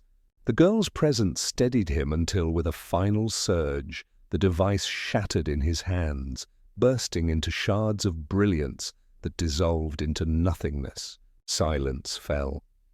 When Rick opened his eyes, he was back in his room, the desk scorched, his hands shaking, his body drenched in sweat. The device was gone. Only the faint smell of burning lingered, and the echo of their rage still clawed at his mind. He looked up, half expecting her figure to be there, but the corner was empty, shadows stretching as if nothing had ever happened. Rick collapsed into the chair, chest heaving, his mind a storm of questions and fears. He hadn't escaped them, he had provoked them. The council wouldn't vanish, they would regroup, they would come for him. And now he wasn't just bound to their secret, he was marked as their enemy. For the first time, though, Rick didn't feel powerless.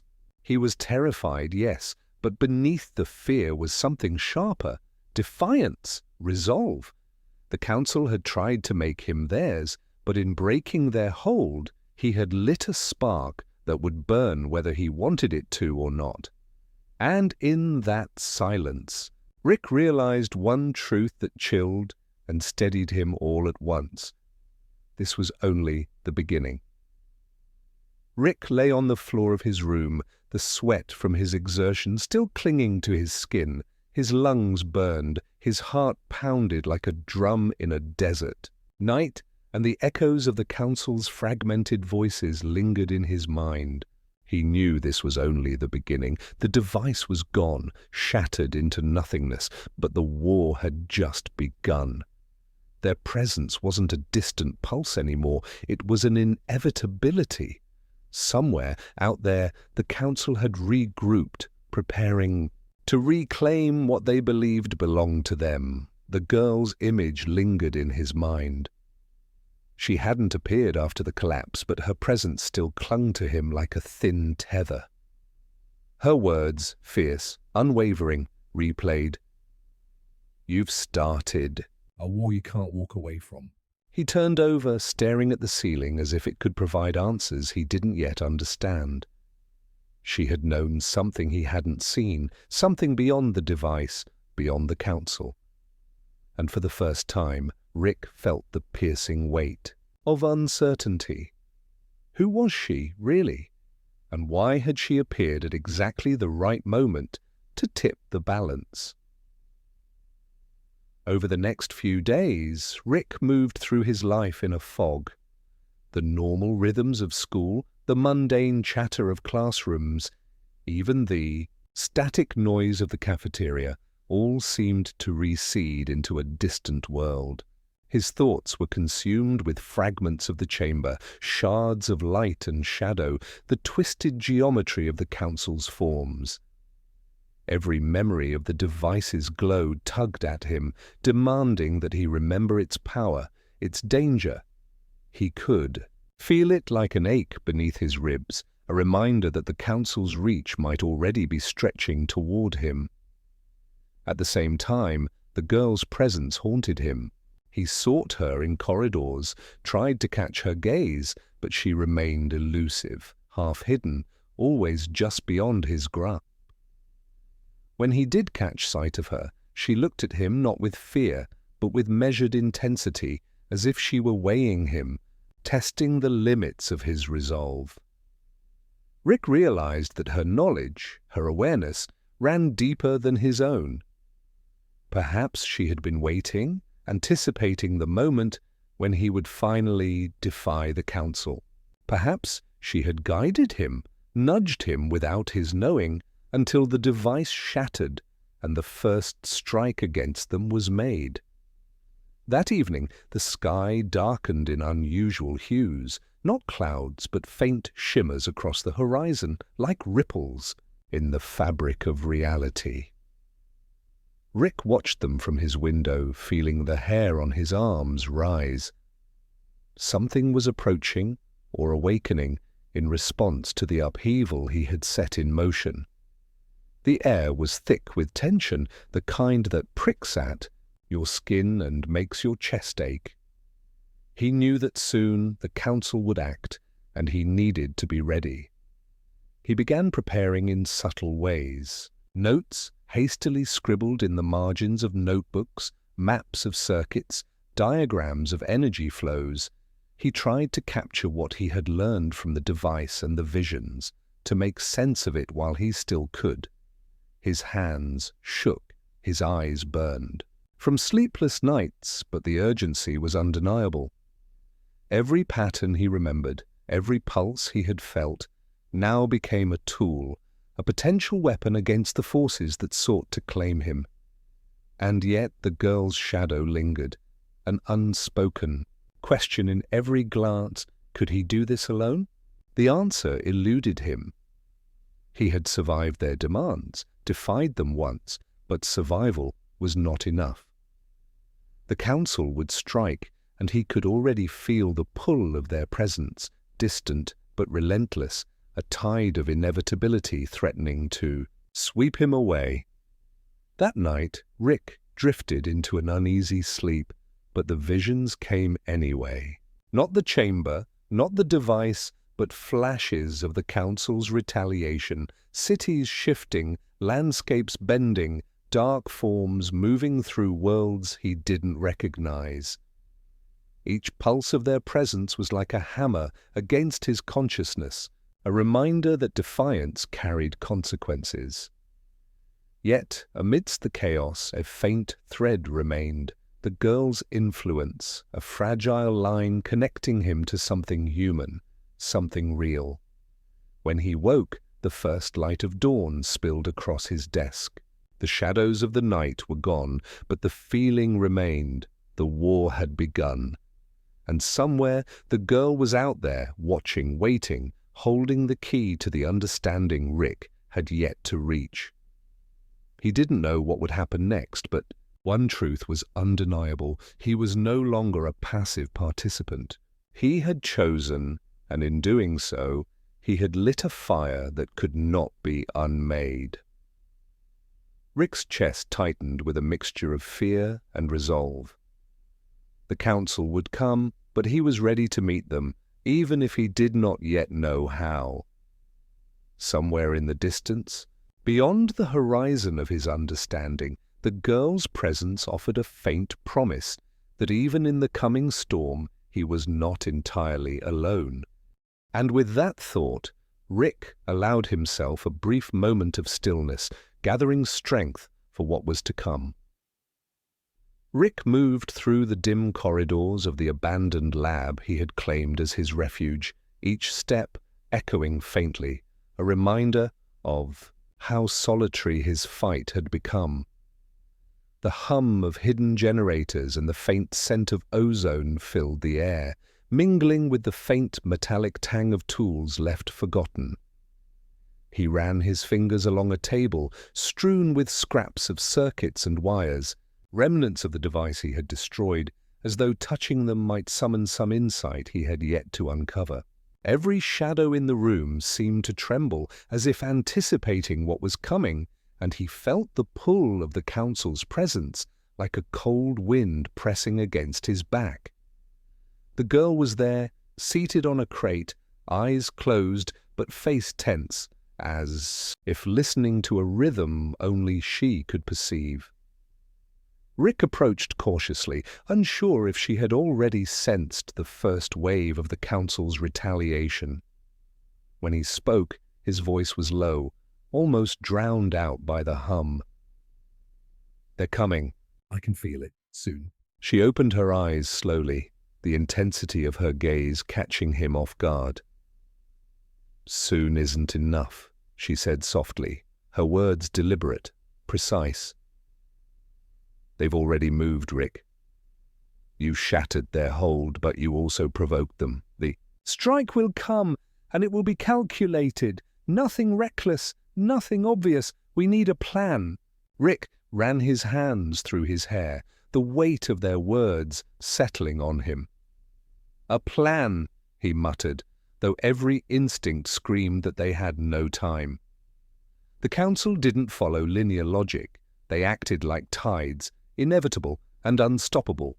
But the girl's presence anchored him, reminded him that while he had defied them once, he could not do it alone.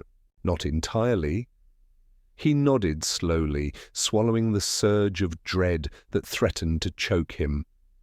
Together they moved through the lab, inspecting remnants of energy fields, schematics of devices that Rick had begun to salvage from memory. The girl pointed to a series of faint lines scrawled on a piece of paper, which shimmered faintly under the fluorescent light. "If we can redirect the residual energy from your device, channel it differently, we might be able to create a shield. It won't stop them entirely, but it could give us time to anticipate their moves, to stay ahead." Rick's brow furrowed. Residual energy. His fingers traced the diagram she indicated, following paths and nodes with a mixture of reverence and fear. "You're talking about using the same energy that tried to consume me?" She nodded, calm but unyielding. "Exactly. You've already proven it bends to your will. If we can stabilize it, if we can contain it, even temporarily, it becomes a tool, not a weapon, against you." For hours they worked in silence, punctuated only by the occasional hum of hidden machinery and the soft scuff of Rick's shoes against the concrete floor. Rick soldered, wired, measured, and rewired circuits with a meticulousness born of desperation. The girl watched over him, offering guidance and corrections, each motion precise, each instruction clear. Even amidst the tension, Rick felt a strange rhythm emerge between them, a flow of thought and energy, subtle but undeniable, as if they had become extensions of one another in this crucible of urgency. As night fell, the first signs of the council's approach became tangible. The air outside the lab shifted, faint pulses rippling through the walls, vibrations Rick could feel in his bones. Shadows bent unnaturally along the edges of the ceiling, and distant shapes moved with unnatural precision. The girl placed her hand on his shoulder, grounding him, and whispered, "They're close. Almost here. Be ready, Rick." He nodded, though his chest felt tight, weighed down by both fear and anticipation. They had prepared as best they could, fortified themselves with knowledge, skill, and the strange bond they shared. But the first wave of the council's retaliation was not something that could be fully anticipated, only met. The lab lights flickered, the hum of the machinery shifting into a low, vibrating resonance that echoed through every surface. Outside, the air quivered as though reality itself was stretching thin. Rick glanced at the girl, whose eyes had never wavered, and he realized that despite the terror, despite the impossibility of what lay ahead, he felt a small spark of certainty. Together, they might just have a chance. The first strike landed moments later, though it was unlike anything Rick had imagined. The walls of the lab shuddered, light bending and splitting as though the council's forms were pouring through the edges of the world itself. Energy erupted around them, a cascade of twisting, pulsing shapes, their presence overwhelming yet precise, deliberate. Rick's heart leapt, a cocktail of dread and adrenaline surging through his veins, and he prepared for the onslaught. Side by side, he and the girl braced themselves, hands moving over the circuits, adjusting channels, redirecting flows. The lab became a symphony of controlled chaos, a dance between mortal skill and otherworldly force. Each pulse of energy from the council threatened to tear them apart, but each adjustment they made slowed, bent, and deflected it, buying them precious moments. In the midst of the chaos, Rick realized that the council had underestimated him. They had assumed fear, paralysis, compliance, but he had chosen defiance. And now, with the girl beside him, he discovered something he had not anticipated.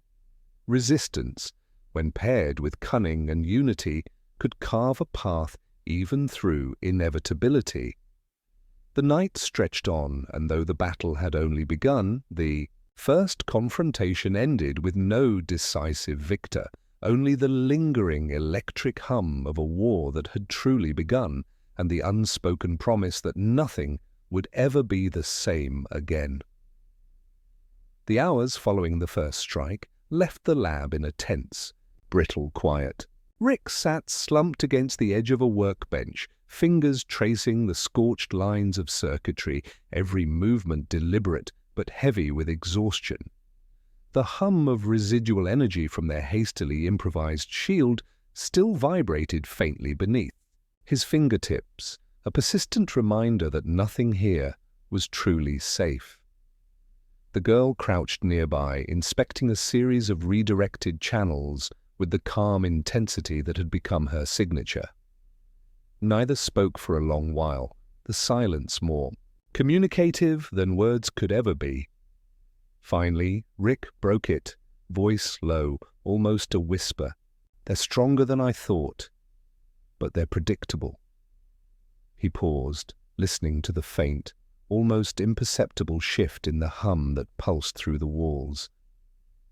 Every strike has a rhythm, every move a pattern. We just have to learn it before they hit again, she nodded, eyes never leaving the wiring she adjusted. "Patterns only matter if you can survive the first blow," she said. "And surviving means making choices you don't like." Her tone was gentle but sharp, and Rick felt the weight of the words settle like stones across his chest. The first confrontation had cost them nothing physical, yet the emotional toll was already palpable.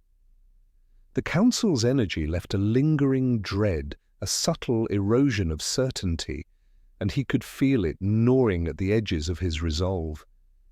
They spent the next hours tracing the flow of energy, identifying weaknesses and points where the council's force had faltered. Rick marveled at her insight. Where he saw chaos, she saw intention. Where he sensed raw power, she discerned method. Together they mapped the council's movements, experimenting cautiously, testing the limits of the residual energy that still vibrated in the lab. Every successful deflection, every minor victory strengthened them slightly, but with each, the cost of failure became more tangible, more terrifying. Rick glanced at her suddenly. "How do you know all this? How do you see it?" Her gaze met his, steady and unwavering. "I've been following the council for a long time," she admitted softly. "Long before you ever touched the device. I've learned their habits, their patterns, the way they think. You just happened to cross their path first." A shiver ran down Rick's spine. It explained so much, yet raised questions he wasn't ready to ask. She had guided him without his knowledge, positioned herself as an unseen hand in a war he didn't even realize had been ongoing. He wanted to feel gratitude, but all he could summon was a knot of suspicion and awe. Still, there was no time for doubt. The council would strike again, and they had to be ready. Night descended fully, and the lab's shadows stretched long and uneasy. Rick noticed the strain in his own reflection on a darkened window pane, eyes rimmed with fatigue, hands shaking, slightly from adrenaline and lack of rest, posture hunched from constant tension. The girl studied him quietly, aware of the subtle tremors, the emotional toll that no amount of preparation could erase. "You're pushing too hard," she said, voice soft, almost maternal in its concern. "I know you think you have to control everything, that your defiance alone can protect you, but it can't. You're not invincible, Rick. Not yet." He turned away, unwilling to admit how accurate her words were. The truth was, the Council's energy had left a residue inside him, a persistent echo of power and fear that he could not shake. Every attempt to manipulate it, to bend it to his will, exacted a subtle cost: exhaustion, disorientation, and a creeping sense of vulnerability that made him acutely aware of mortality in a way he had never experienced before. By midnight, they were ready to test the first true countermeasure, a temporary channeling system designed to exploit the Council's predictable strikes. The lab thrummed with quiet energy as they activated it, and Rick could feel the power bending, shaping, waiting for their first test. Shadows twisted along the edges of the walls as the subtle vibrations began to align, forming patterns in resonance with their control. When the first pulse hit, Rick braced instinctively, the girl beside him mirroring every motion, every adjustment. Energy collided with energy, a controlled chaos, and for a moment it felt like they were not merely surviving, they were anticipating, responding, shaping the battlefield even as it formed. Each strike from the Council tested their limits, but the improvised system held. Each pulse of light and vibration carved a new understanding into Rick's mind, teaching him where he could bend, where he could resist, where the Council's inevitability faltered. When the lab finally stilled, dawn breaking faintly through the grimy windows, Rick realized the truth. They had survived the first calculated retaliation. The cost had been immense, not in blood or broken bone, but in exhaustion, in the slow erosion of certainty, in the weight of knowing this was only the beginning. He turned to the girl, words heavy with fatigue and recognition. "We did it, but this is far from over." She nodded, eyes glinting with determination. "It's never over. But now we know we can fight back, and for the first time, we might just be able to shape what comes next." Rick allowed himself a single breath, a rare exhale of clarity as he stared at the patterns they had drawn, the maps they had crafted, and the fragile hope they had carved from the chaos. The Council's war was far from finished, but tonight, at least, they had proven something vital. Even the inevitable could be met and challenged if one dared to understand it first. Rick stepped out into the early morning haze, the chill of the air cutting through the lingering warmth of the lab. Each breath came in shallow, deliberate bursts, fog curling from his lips and dissolving into the dim light. The streets were empty, silent, except for the occasional creak of metal and the distant hum of energy that had become a constant companion since the device's destruction. He glanced at the girl walking beside him, her expression unreadable, yet every movement precise, controlled, like a predator attuned to unseen threats. She had insisted they leave the lab. The Council's reach was broader than they could perceive, and staying put, no matter how fortified, was no longer an option. Rick's mind churned as they moved. He was acutely aware of the residual fear that never quite left him, the subtle vibrations underfoot that hinted at the Council's presence, even when nothing visible moved. "How do we know where they'll strike next?" he asked, voice low, more to himself than to her. She didn't answer immediately. Instead, she scanned the surroundings with a sharpness that made him feel exposed, vulnerable. "They're like currents in a river," she said finally, her tone measured. "You can't see the river's source, but you can feel the pull. Every action we took, every defiance of theirs has shifted the flow. We don't need to know exactly where they'll hit. We need to anticipate how and be ready to bend with it." Rick swallowed hard. Anticipation was a dangerous thing. It required patience, focus, and an almost imperceptible surrender to forces he couldn't fully understand. Yet, as they moved through deserted alleys and across cracked streets, he began to sense the subtle shifts she described. A flicker of light at the corner of his eye, a vibration in the ground that rose and fell like a living pulse, a whisper of movement in the air that could only belong to something not entirely human. The council was near, shaping the world around them, probing for weaknesses. They came to a vantage point on a crumbling rooftop, overlooking the city sprawled below in silent disorder. Rick set up a series of makeshift sensors, small devices, intended to detect energy fluctuations, residual traces of the council's form. The girl moved alongside him, adjusting angles, checking readings, correcting calibrations. Every action was synchronized, a subtle choreography that suggested countless hours of preparation and instinctive understanding. "Here," she said softly, pointing to a faint ripple in the air, almost imperceptible, like heat over asphalt. "They're testing boundaries. A probe, not a strike. Yet." Rick's eyes narrowed. The Council's probes were dangerous enough. They could destabilize, corrupt, even consume the unwary. But knowing one was coming gave them an edge, however slight. He adjusted the sensors, channeling residual energy from the device shards they had collected, creating a tentative barrier. The air thickened, the vibration rising as the probe approached, a dark, twisting form that moved with uncanny precision, slipping through the world as though reality itself yielded to its will. The girl's hand brushed against his arm, grounding him in a way he hadn't realized he needed. "Steady," she whispered. "Let it come.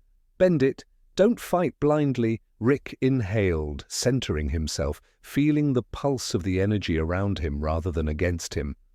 When the probe collided with their barrier, the air erupted in arcs of light and vibration, waves of distortion that threatened to tear the rooftop apart.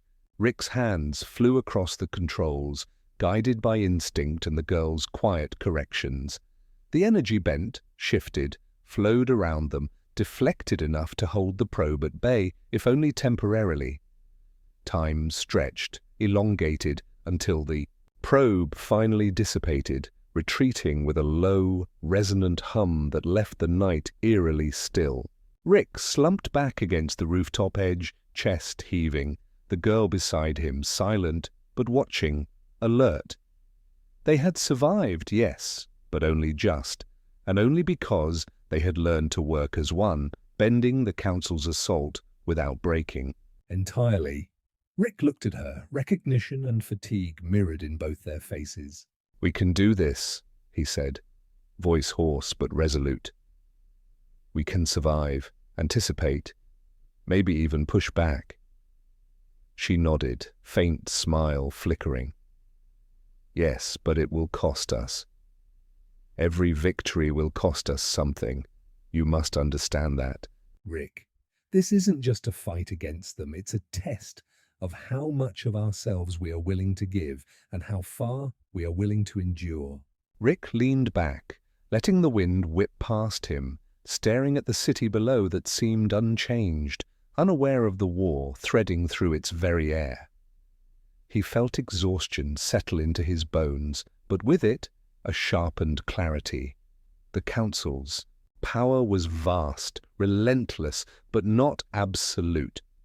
With each probe, each confrontation, they were learning, adapting, and as long as they could anticipate, bend, and endure, there remained hope. The night deepened, stars glimmering faintly above, and Rick realized the subtle, unspoken bond between them had become their true weapon. Not technology, not devices, not even raw power, but understanding, trust, and a shared resolve to confront inevitability together. And for the first time in a long while, Rick allowed himself a measured breath, knowing that the next encounter would come. but also knowing that they would be ready. Rick paced the narrow corridor of the hidden archive, the faint hum of ancient energy thrumming beneath his feet. Dust swirled in the muted light, and the walls seemed to hum with secrets long forgotten, as if the very building remembered the footsteps of those who had walked here centuries before. He ran his fingers across the carved surfaces of the shelves, reading the faint inscriptions etched into stone and metal. Each symbol, each mark, was a whisper from the past, a trace of the council's origin, hidden from all who dared only to look at the present. The girl followed silently, her gaze sharp, moving like a shadow along the stacks. Rick's thoughts were a mixture of awe and apprehension. He had always believed the council to be a force beyond understanding, a monolithic power that existed only to impose control. But here, in the quiet, in these forgotten corridors, a truth was slowly surfacing. They had not always been as they were now.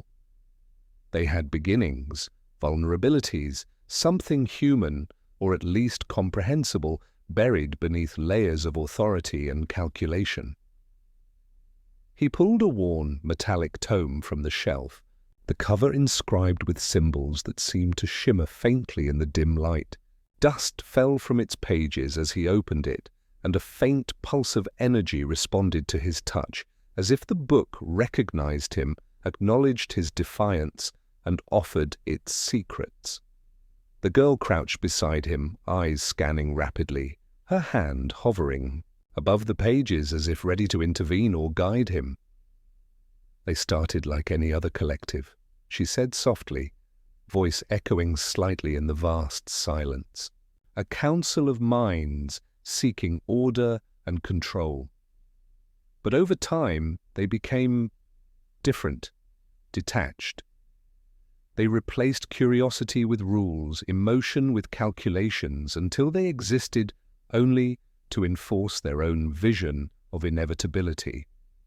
Rick's brow furrowed as he read, absorbing fragments of history that explained everything he had felt during the confrontations. The council's predictability, their relentless probing, the way they had expected obedience, it all made sense in this context. They were not inherently omnipotent. They were the product of centuries of self-reinvention, of systems built upon systems, each one eroding their humanity if they had ever had it. He turned a page carefully, noting a diagram that depicted the formation of their earliest assemblies, the initial energy conduits that had bound them together, lines traced from node to node, pulsing faintly in the ambient glow. This is how they stabilize their presence across dimensions," he murmured. "If we understand this, maybe we can exploit it." The girl nodded. "Exactly. But knowledge comes with danger. Every moment we spend here increases the risk of detection, and the Council's sense for defiance is acute. They will know when we uncover truths meant to remain hidden." Rick's pulse quickened, a mixture of excitement and fear threading through his veins. For the first time, he felt the scope of the battle in a new light. It was no longer just survival. It was comprehension, strategy, and leverage.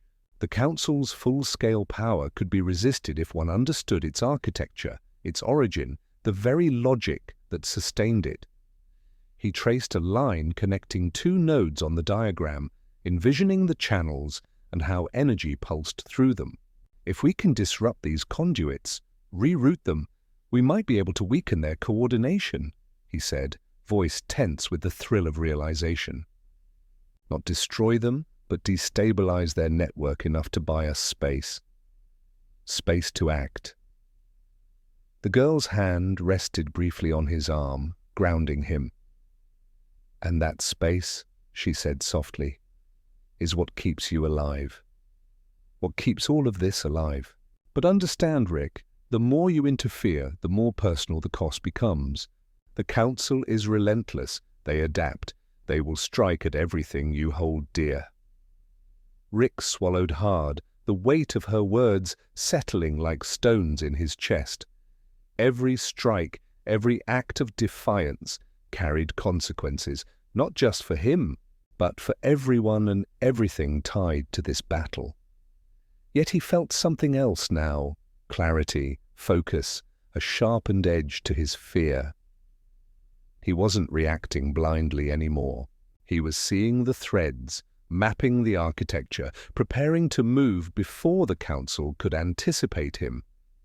He carefully made notes, marking weak points, tracing the flow of energy as outlined in the tome. Hours passed with the slow rhythm of concentration, punctuated only by the faint hiss of shifting air or the distant hum of hidden conduits. Each discovery brought a flicker of hope, a sense of control in a war that had always seemed to slip like sand through his fingers. When the first light of dawn crept into the archive, painting the dust in gold, Rick leaned back against the shelf, the tome open before him. The girl observed him quietly, recognizing the change. He had moved from survivor to strategist, from reactive to deliberate. And though the shadow of the council still loomed large, he now understood the very structure of the adversary he faced. "We have leverage," he said finally, voice low but resolute. "We know where they came from. We know how they sustain themselves. That gives us options we didn't have before." The girl smiled faintly, a rare softness breaking through her usual intensity. "And with options comes responsibility," she reminded him. "Every choice matters now, Rick. Every move will shape the course of this war." Rick nodded, feeling the weight of both knowledge and duty pressing on him. The council had power, inevitability, and centuries of accumulated control, but understanding their origin, their structure, their vulnerabilities had shifted the balance, and for the first time he allowed himself a sliver of hope. Rick crouched in the dim glow of the lab's auxiliary wing. Circuits and wires sprawled across the floor like a chaotic web, each line connecting to a node of power he had barely begun to understand. The girl stood at the edge of the room, her silhouette sharp against the faint luminescence of the residual energy panels, eyes scanning, alert, calculating. The knowledge they had uncovered, the council's origin, the conduits that maintained their network, was no longer theoretical, it was actionable. Tonight, they would test their first real strike. Rick's fingers flew over the interface, adjusting the energy flows, calibrating channels with delicate precision. He could feel the pulse of the council's residual presence, faint yet insistent, threading through the lab like a living thing. Every adjustment, every slight shift, reverberated outward, invisible but potent, a message and a challenge. The girl moved beside him silently, occasionally brushing a hand over a node, fine-tuning the alignments with instinctive precision that Rick had come to rely on. "Are you ready?" she asked quietly, voice carrying both warning and reassurance. Rick exhaled slowly, letting the tension seep from his shoulders. "As ready as I'll ever be," he murmured. His chest tightened, a mixture of anticipation and lingering fear that had become almost physical, like a weight pressing against his ribs. The first strike against the council had been defensive. This would be different. They were no longer simply surviving. They were reaching outward, challenging the very structure of a force that had seemed eternal. He activated the system, and the room hummed with energy, a subtle but growing vibration that resonated in the bones.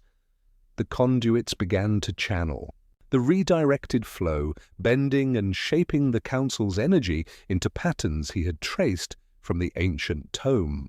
The first nodes lit up in sequence, pulses tracing lines of anticipation, a web of calculated interference designed to destabilize rather than destroy, to delay rather than annihilate. Outside, the night seemed to hold its breath.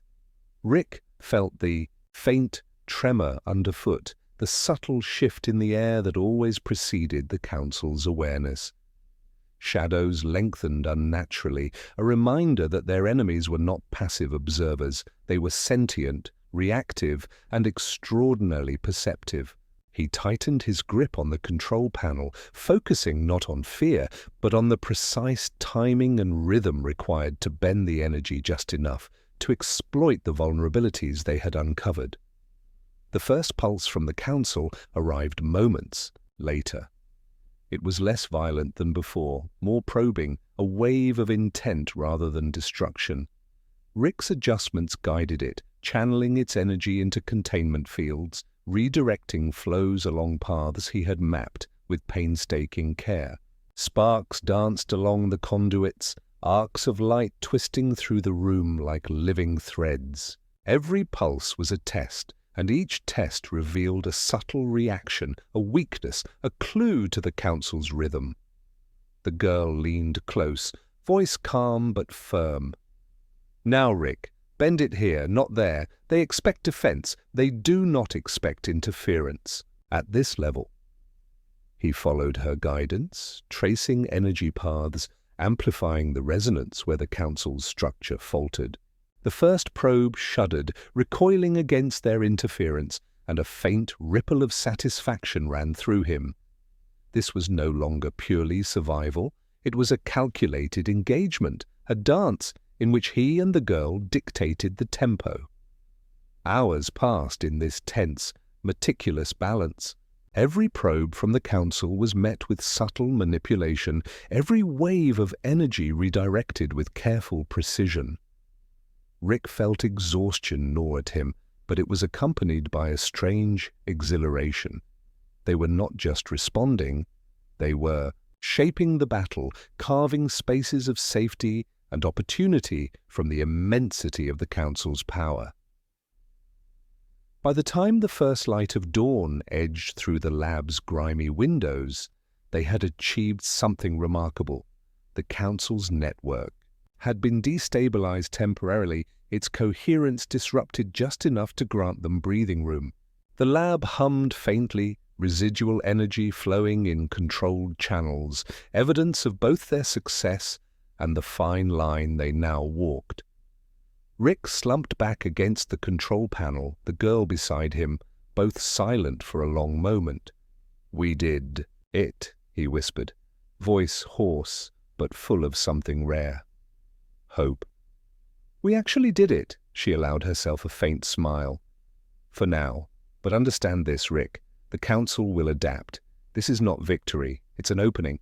And every opening comes with a cost." He nodded, absorbing the weight of her words. They had struck first, altered the dynamics of a centuries-old power, but the battle was far from over. And yet, for the first time, Rick felt the stirrings of confidence, of strategy, of control. The council was vast and relentless, but knowledge, precision, and trust, the bond he shared with the girl, had given them leverage. Outside, the city lay quiet, oblivious to the subtle war threading through its streets and skies. Rick and the girl remained in the lab, not resting, not celebrating, but observing, learning, preparing. They had taken the first step into a larger game, and the council would respond surely and swiftly. But for the first time, Rick felt that the response would not break them. It would only shape the next movement in a battle now as much about understanding as it was about survival. And as he leaned back, watching the first rays of sunlight catch the edges of their fragile but meticulously crafted defenses, Rick allowed himself a single, quiet thought. For the first time, the war felt winnable. The city was quiet in the pale morning light, but the air carried an uneasy tension, a subtle vibration that made every surface hum faintly beneath Rick's fingertips. The council had noticed the disruption, that much was certain. He could feel it, an almost imperceptible pulse threading through the streets, into the walls, through the energy of the city itself. He and the girl had predicted retaliation, but anticipation did little to ease the weight pressing against him, the lingering fear that each move now had higher stakes. They moved swiftly through shadowed alleys and abandoned buildings, carrying components, makeshift devices, and carefully mapped conduits of energy. The girl's movements were precise, economical, each step calculated to avoid detection while maintaining their progress. Rick followed, a mixture of exhaustion and alertness tightening his chest. Each pulse of residual energy reminded him that the council's presence was near, probing, testing, adapting. Their window of leverage was narrow, and every second spent was a second measured against inevitability. "They're here," she whispered suddenly, voice taut but calm. Rick stopped mid-step, ears straining, and he could just feel it. A ripple in the ambient energy, a subtle distortion that moved faster than sight. The council had responded, sending agents not just to confront, but to destabilize, to reclaim control and remind them of their limitations. Rick's fingers moved automatically, adjusting a portable conduit, redirecting the residual flows they had captured from the previous strikes.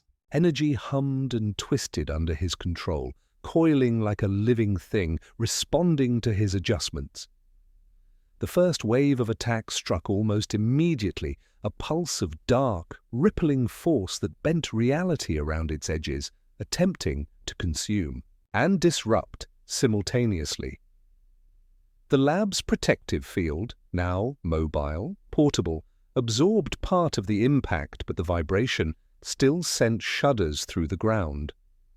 Side by side, Rick and the girl worked in near silence, each movement deliberate, each adjustment precise. Sparks of light arced across the devices as they bent the council's energy back upon itself, creating temporary feedback loops that forced the attacking probes to retreat, but not without leaving traces, subtle and dangerous, of their presence. Rick's heart pounded. This was not a defensive skirmish, it was escalation. The council's forces were not merely testing, they were adapting, probing, learning as they moved, and Rick knew the cost of miscalculation could be devastating. He wiped sweat from his brow, focusing on the flow of energy, the subtle pulses that betrayed each new attack. "We have to stay ahead, or this ends badly," he muttered. The girl nodded, her eyes sharp, hand resting briefly on a node to stabilize a feedback channel. "Ahead, yes, but you also need to understand, they're not mindless. Every reaction we cause teaches them something. We have to balance interference with patience." Hours stretched, the attacks coming in measured, escalating waves. Rick's hands moved with instinctive precision, guided by knowledge and by the girl's quiet, unwavering corrections. Each strike was a conversation, each deflection a dialogue of energy, intent, and strategy. They were shaping the battlefield now, forcing the council to bend, to pause, to adjust. And with each adjustment, Rick sensed the faintest fissures in the previously unassailable authority of the council, subtle inconsistencies that could be exploited if they remained vigilant. The air thickened with tension, the city around them vibrating faintly with the council's exertions. Rick's mind raced, not only with strategy, but with the emotional weight of the conflict, the knowledge that every action could cost them, every failure had consequences beyond repair. Yet he also felt a new clarity, a sharpened focus that came from understanding the council's origin, their structure, their vulnerabilities. By the time the sky lightened into the pale grey of mid-morning, the immediate wave of retaliation had subsided.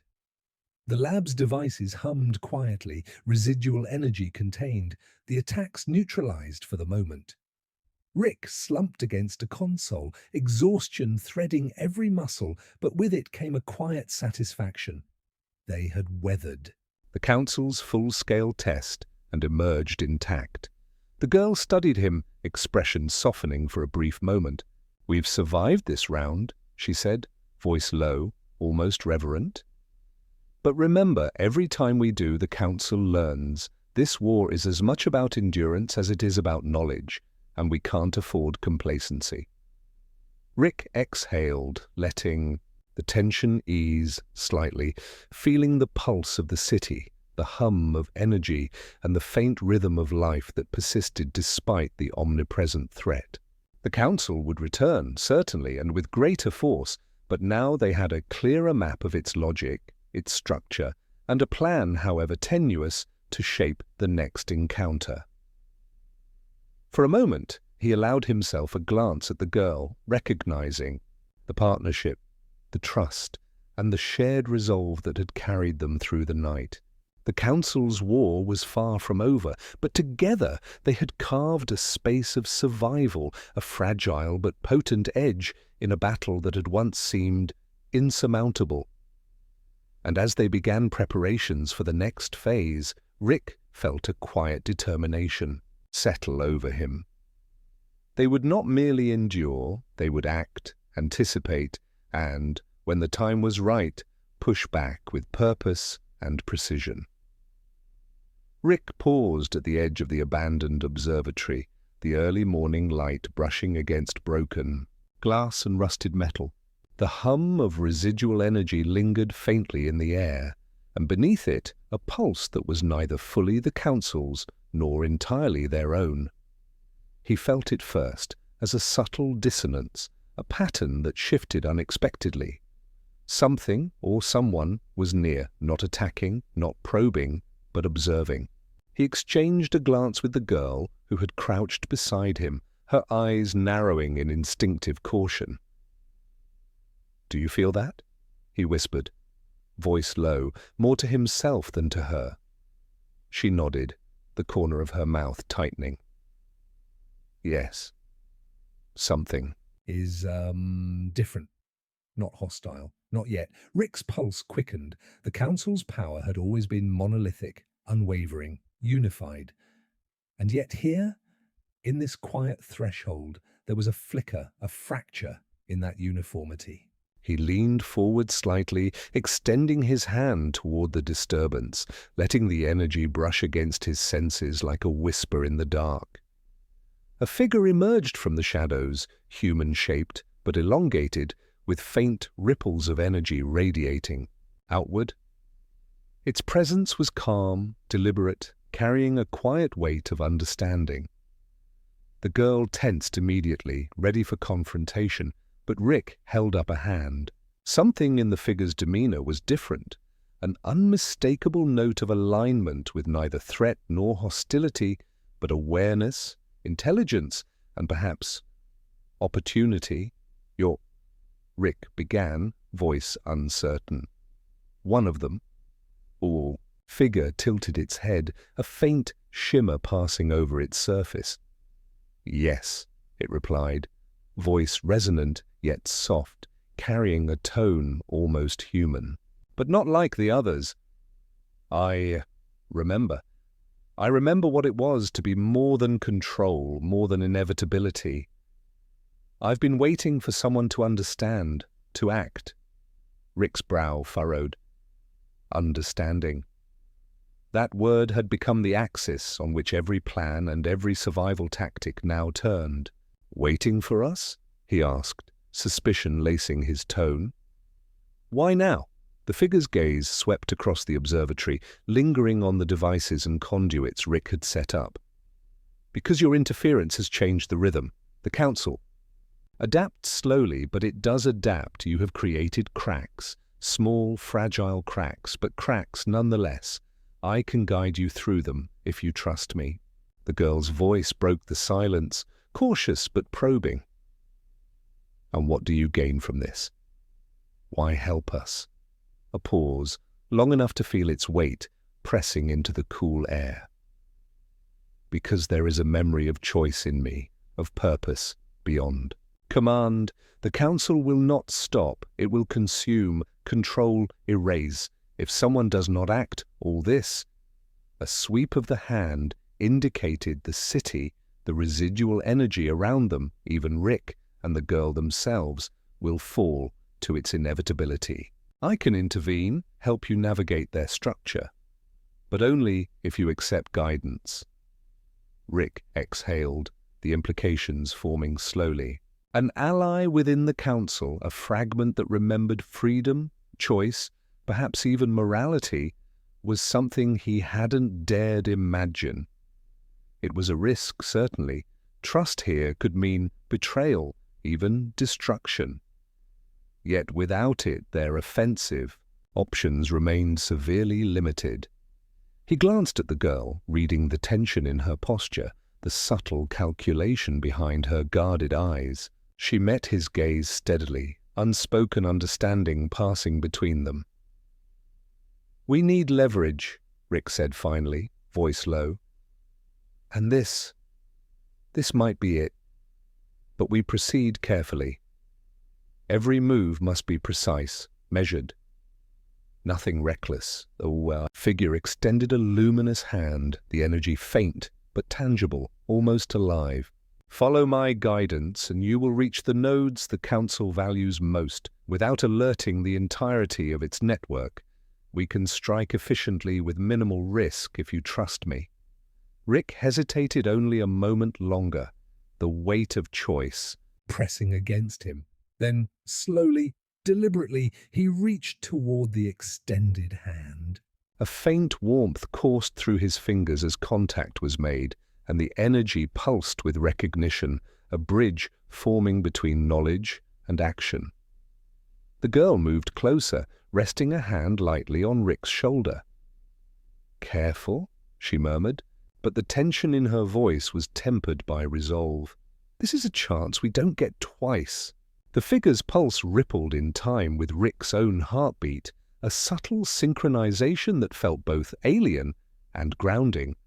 "We must move quickly," it said, voice soft yet urgent. "The council senses change and its probes will not wait." "Long, follow me, and I will show you the path through their defenses." Rick nodded, feeling the gravity of the moment settle into his bones. The war had shifted. They were no longer only defending, reacting, surviving. They now had an insider, a guide, a fragment of the enemy that remembered choice. The risks were immense, the stakes higher than ever. Yet in this fragile alliance lay the first real possibility of reshaping the battle entirely.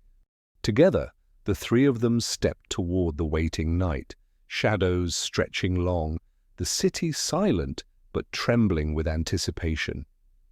And as Rick followed, a quiet determination filled him. The council would not control this story entirely, not if understanding, trust, and strategy guided their path. Rick moved through the shadows of the sprawling council node, the figure guiding him and the girl with precise, almost imperceptible gestures. The corridors were vast, a labyrinth of humming energy conduits, their surfaces glowing faintly with the pulse of countless interlinked minds. The air itself seemed to vibrate, dense with the council's consciousness, yet within that pressure lay subtle gaps, anomalies that the insider exploited with quiet expertise. Every step was deliberate, calculated, the slightest misstep risking detection. Rick's mind raced, balancing anticipation and caution. The corridors twisted and stretched, an architecture designed to disorient, to intimidate, yet the insider's presence shaped the path, bending the labyrinth subtly, revealing the route. Most concealed from the council's constant awareness, the girl kept close, silent but vigilant, her hands brushing against nodes along the walls to recalibrate energy pulses, leaving trails that masked their intrusion. Rick marveled at the ease with which the insider manipulated the system, channels of energy bending as if they were clay, revealing secrets that had been hidden for centuries. And with each revelation, Rick's confidence grew, not arrogance, but a quiet certainty that the Council's seeming omnipotence had cracks and they now walked straight through them. Ahead, the core chamber loomed, vast and circular, energy lines tracing intricate patterns across its walls.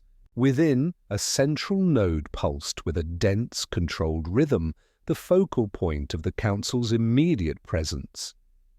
The insider paused at the entrance, hand raised. Beyond this point, the risk increases exponentially.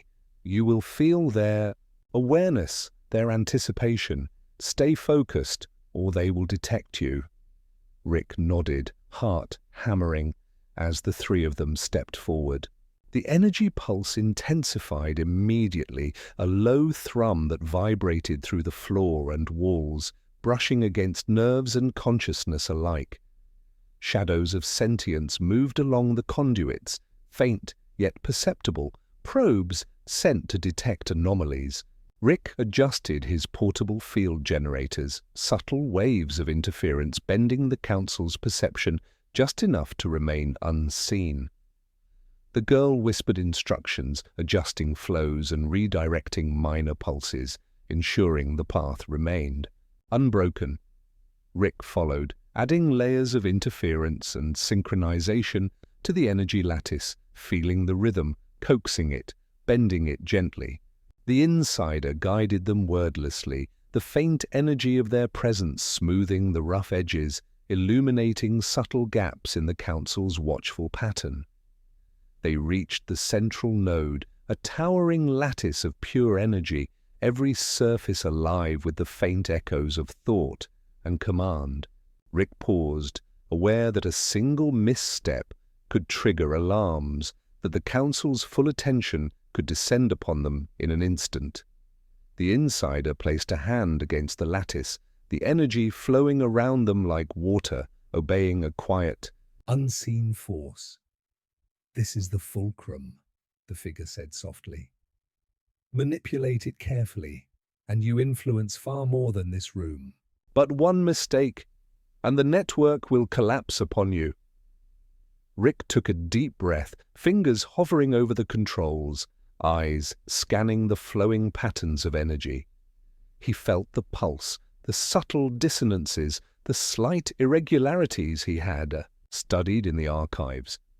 With the insider guiding his touch, he began to redirect the flow, nudging minor conduits into resonance, coaxing feedback loops along carefully chosen paths. Sparks of light arced faintly across the lattice, energy rippling outward, unseen but effective. The node shuddered, not violently, but perceptibly, and Rick felt a ripple of satisfaction. The Council's immediate network had been disrupted subtly, just enough to create vulnerability without triggering alarm. Their interference would buy them time, and the insider confirmed this with a brief nod, the faintest shimmer of acknowledgement passing over their form. The girl exhaled softly, tension easing from her shoulders. "We did it," she whispered. "But this is only the beginning. They will know something changed. Soon they will react." Rick leaned back slightly, chest tight but steady, feeling the pulse of the lattice subside under their manipulation. "Then we'll be ready," he said, voice low but firm. "We know where they are strongest, and now we know where they are weakest. Every move from here forward can be precise." The insider stepped back, their glow dimming slightly as the Bow's eye network stabilized. "You have made a significant impression," they said, voice resonant.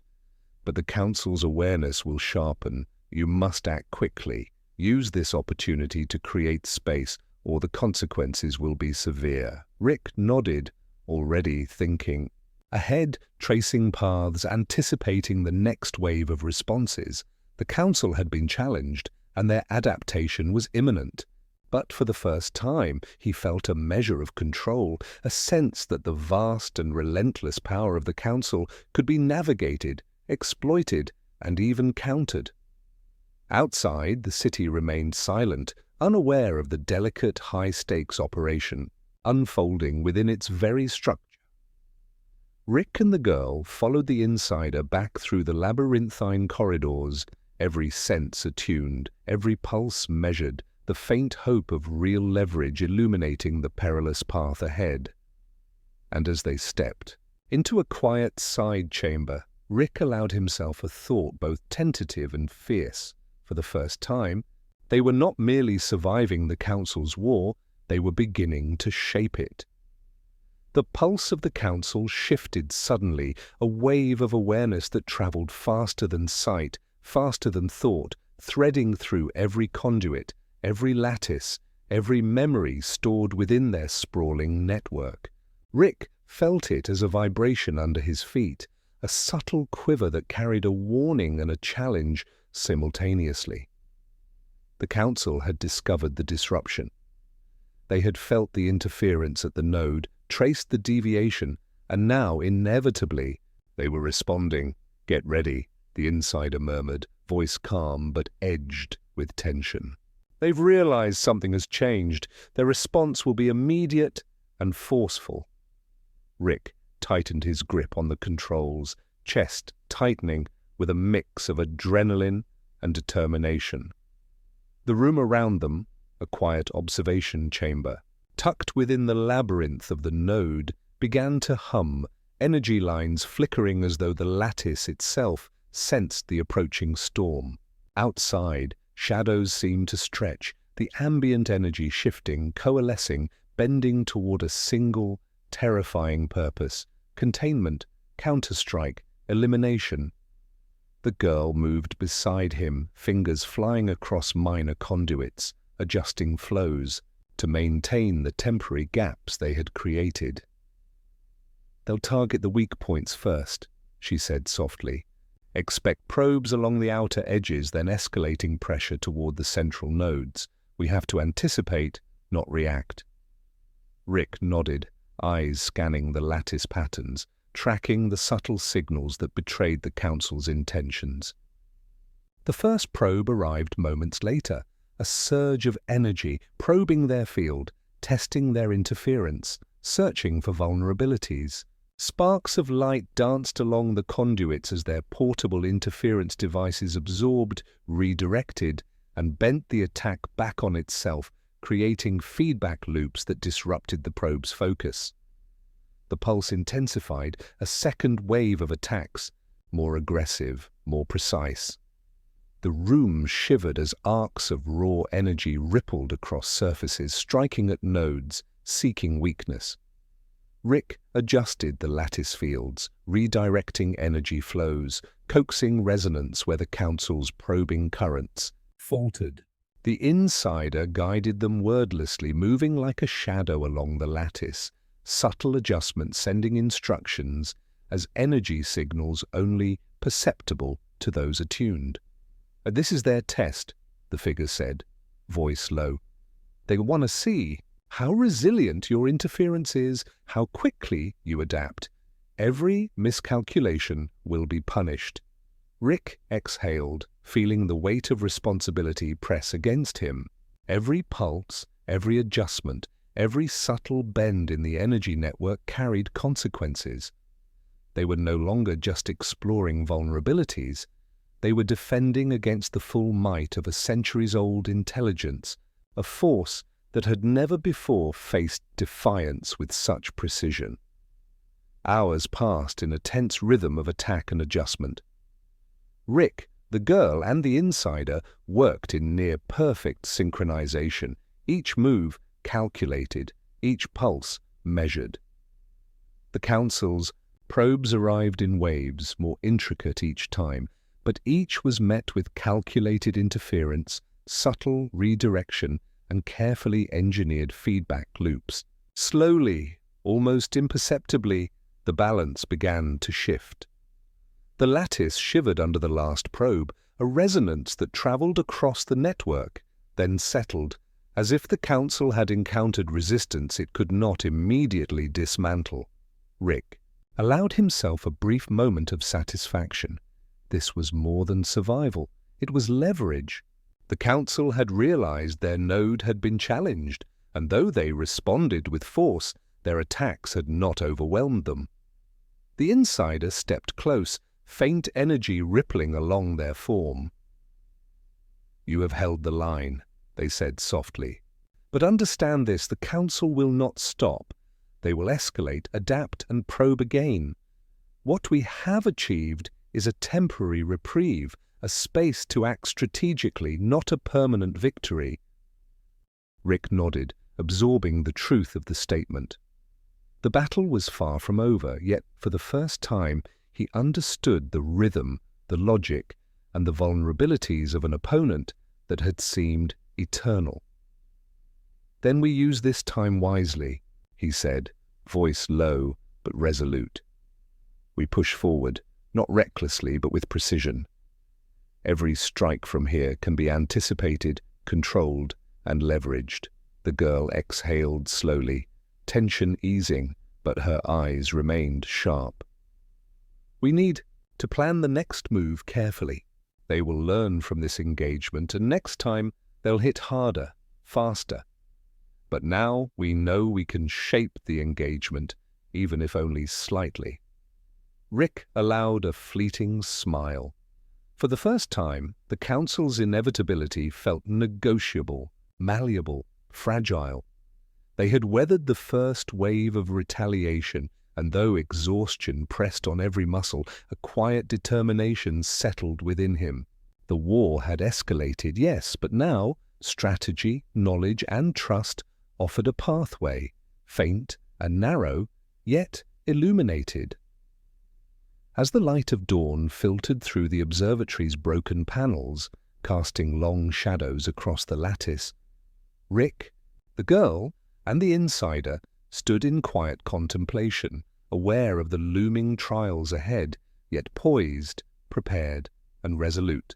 The council's wrath was imminent, but for the first time, Rick believed that they could meet it, endure it, and shape it on their own terms. Rick sat cross-legged in the dim light of the hidden chamber, the portable conduits humming faintly around him.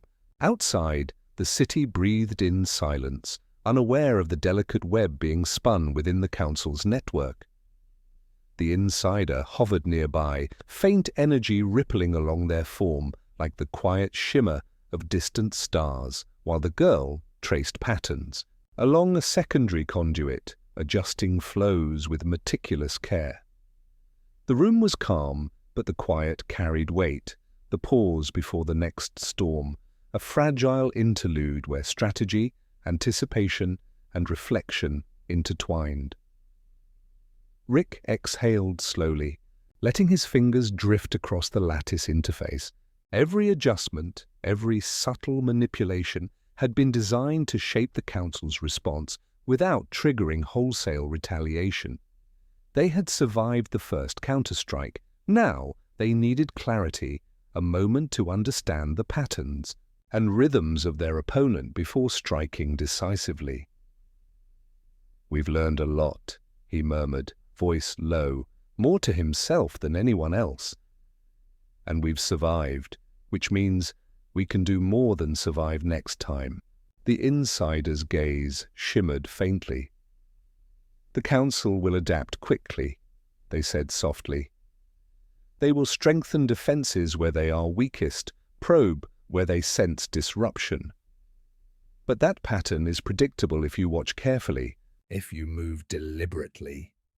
Rick nodded, absorbing the rhythm of energy flowing through the room. The lattice pulses reflected the broader network. Subtle shifts here, a delayed reaction there, traces of the council's attempts to anticipate. "To counter, to learn. So we use their learning against them," he said. "Turn their adaptation into a path we can exploit." The girl glanced up, eyes thoughtful but alert. "We need to consider timing," she said quietly. "The council's nodes aren't static. They shift, reconfigure, and consolidate. Hitting at the right moment will give us leverage, but hitting too early or too late and the effort will backfire." Rick allowed a faint smile, a rare softness. Timing, he murmured. I've been thinking about that all along. Not just what we do, but when we do it. We've got the patterns, we've got the knowledge. Now we just need patience and precision. The insider stepped closer, tracing a finger along one of the faintly glowing conduits. Patience and Observation, they confirmed. The council thrives on reaction. Make them react on your terms, not theirs, and you dictate the flow. Every small disruption, every minor shift becomes a tool, a way to shape the battlefield without unnecessary exposure. Rick's mind worked through the possibilities. Each node they had touched, each feedback loop they had introduced, had left subtle traces, almost invisible if you didn't know where to look. But the council would detect them, inevitably. And detection did not mean defeat, it meant opportunity. If they could anticipate the response, manipulate the rhythm, then every action of the council could be anticipated and exploited. Hours passed in quiet concentration, punctuated only by the soft hum of conduits and the occasional whispered instruction. Rick and the girl moved in tandem, each adjustment calculated, each subtle calibration a rehearsal for the decisive strike to come. The insider remained a silent guide, shaping, teaching, and observing, their energy pulses harmonizing with the rhythms Rick now understood more intuitively than ever before. As the first light of dawn began to filter through the small windows of the hidden chamber, the three of them paused, breathing in the faint calm before escalation. The lattice shimmered softly, reflecting the city outside, the pulse of a network alive with awareness, yet subtly altered, shaped by their efforts. Rick allowed himself a rare moment of reflection, thinking of how far they had come, the alliances forged, the knowledge gained, and the strategies quietly aligned. "This is it," he said finally, voice firm but soft. "We've shaped the field. We've mapped the rhythm. Now we wait for the right moment to act decisively, not reckless, not hurried, but precise. And when we do, the council will not know what hit them until it's already done." The girl nodded, tension easing slightly, but vigilance never fading. "We wait, but we remain ready. Every second is a chance to observe, to refine, to learn. And when the time comes, our actions will carry weight far beyond what they expect."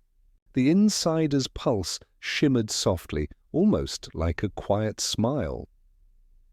"You have prepared wisely. Patience and strategy will be your greatest allies.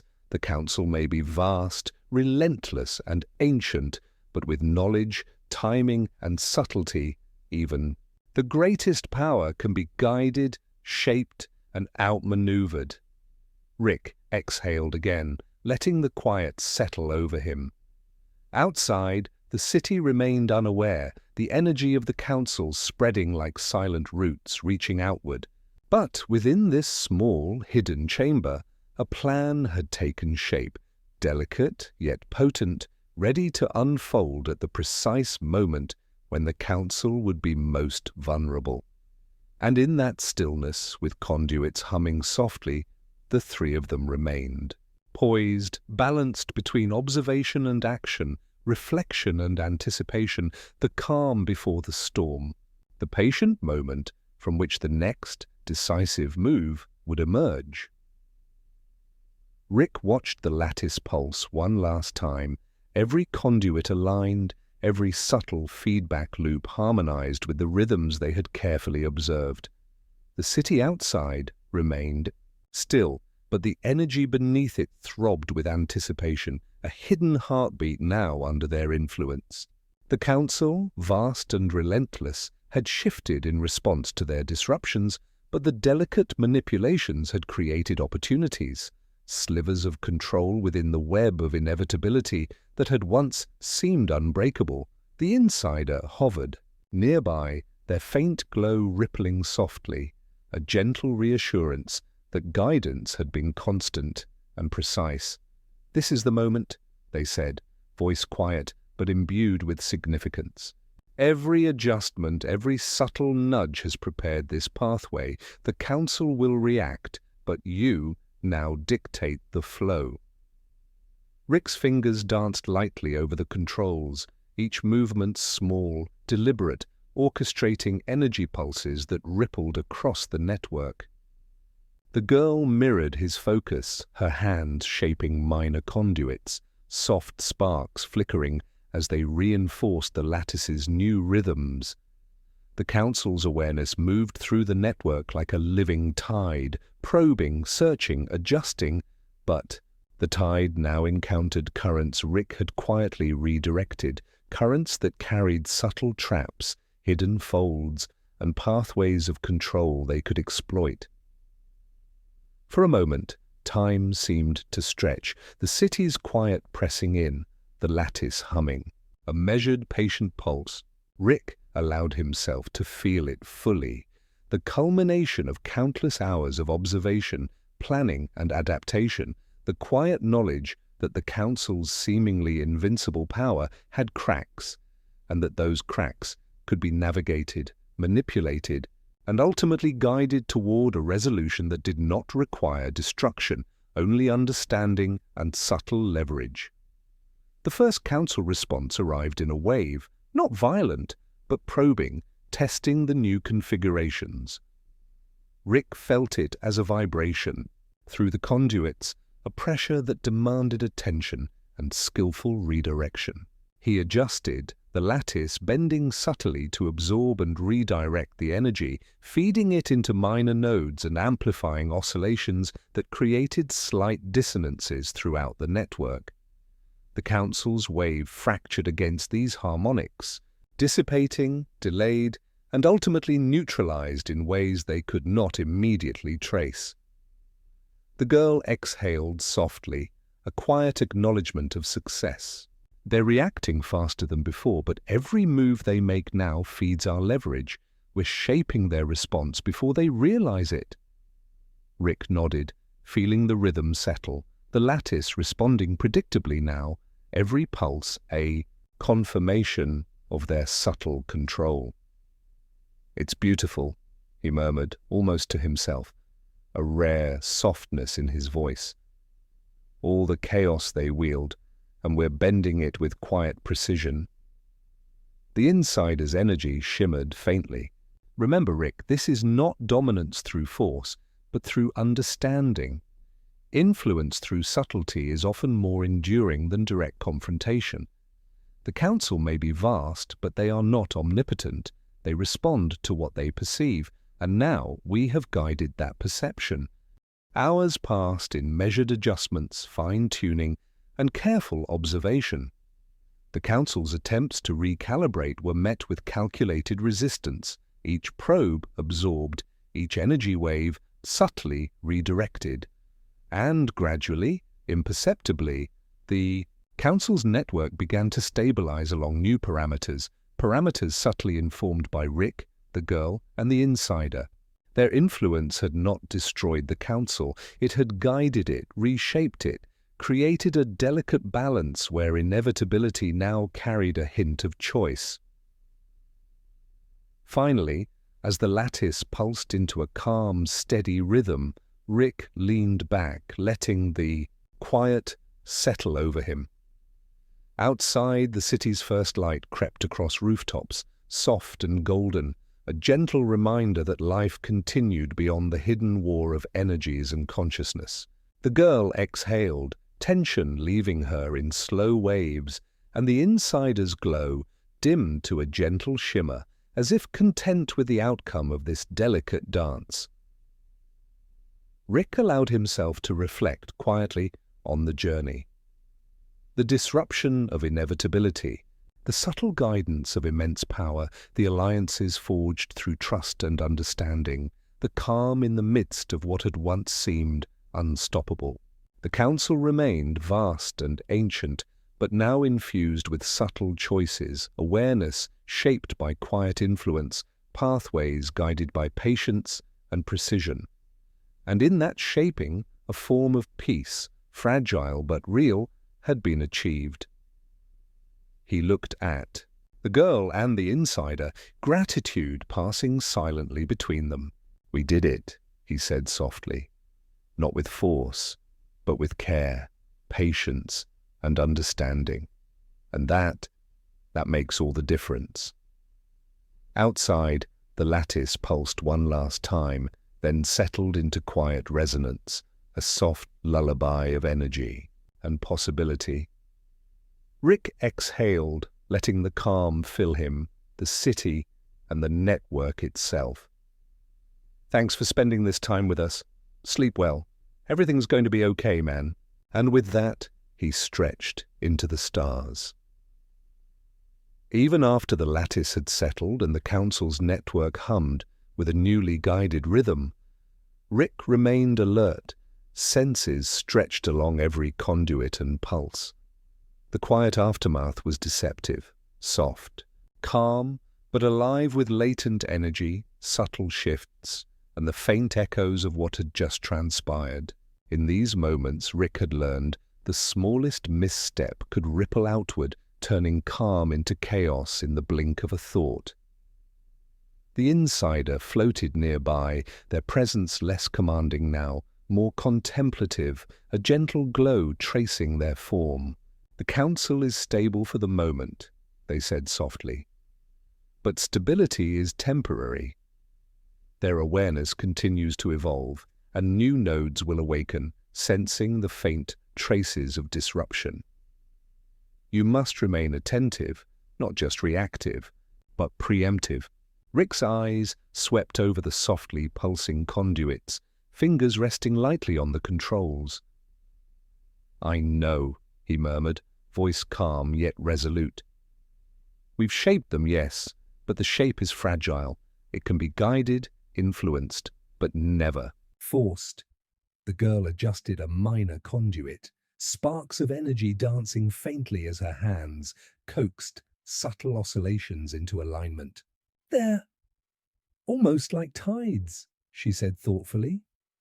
"We can't stop them, we can't overpower them, but we can learn their rhythm and ride it, nudge it, without getting swept away."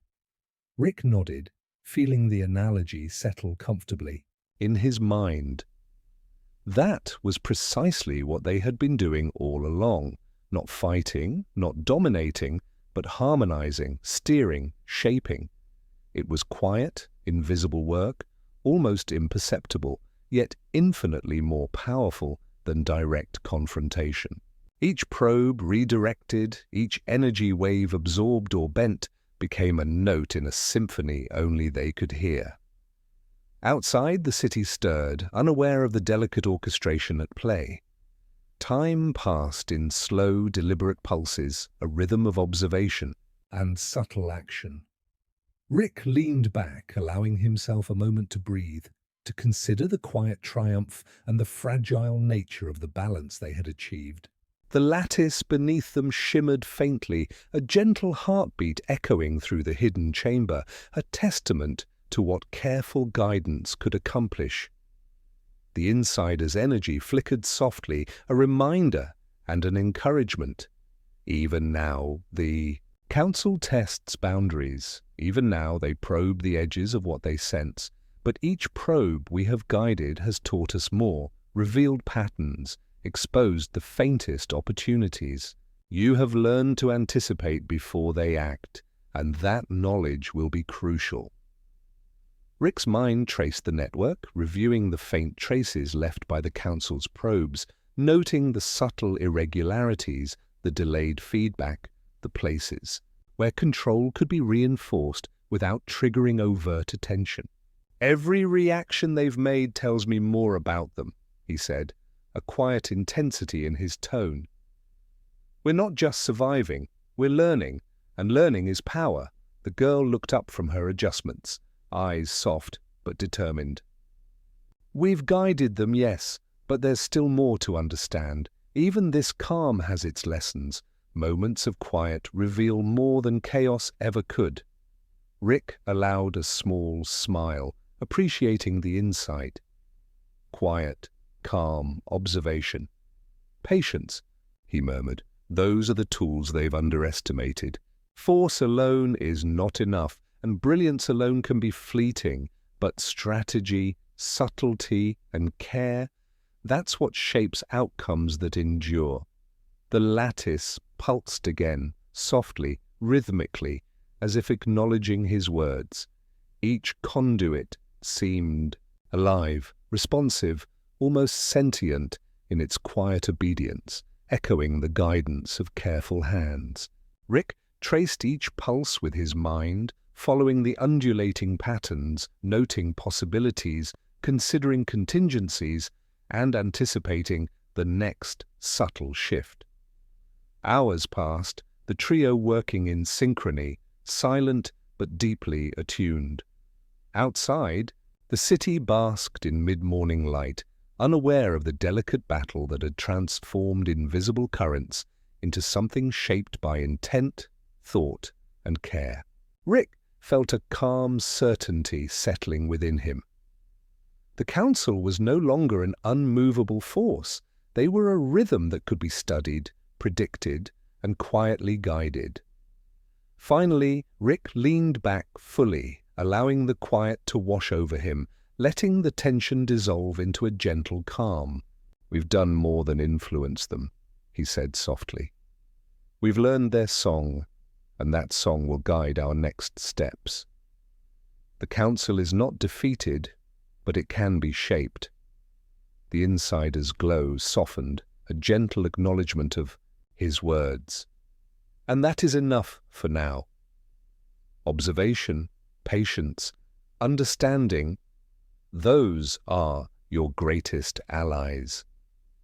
Let the network rest, let the city breathe, and let the mind reflect." Rick exhaled, shoulders relaxing, the quiet of the chamber and the lattice settling into a rhythm as soft and enduring as a lullaby. "Thanks for spending this time with us. Sleep well. Everything's going to be okay, man." And somewhere, quietly, in the rhythm of the city and the hidden network, Rick felt the pulse of balance, fragile yet alive, stretching into the infinite possibilities of tomorrow. Rick remained in the softly humming chamber, the lattice before him alive with gentle pulses that spoke a language of energy, rhythm, and subtle intent. The city outside was quiet now, mid-afternoon stretching across rooftops, but within the hidden node, time felt different, slower, more deliberate, each second carrying weight, significance, and possibility. He traced the energy currents with a practiced hand, feeling their flow, noting tiny inconsistencies, minor irregularities that only someone attuned could detect. These were the whispers of the council, the hints of their adjustments, and the openings he had learned to read. The girl hovered nearby, adjusting minor conduits, her hands moving with precision and care. "They're reacting even more subtly now," she said softly. "It's almost like they've learned to mask themselves. But every rhythm leaves a trace. You just have to listen harder." Rick nodded, letting his fingers glide over the controls. "It's less about force now," he murmured, voice quiet but steady. "It's about shaping perception, guiding their awareness without them realizing it. Every ripple we create is a suggestion, every oscillation a gentle nudge." The insider's glow shimmered faintly beside him.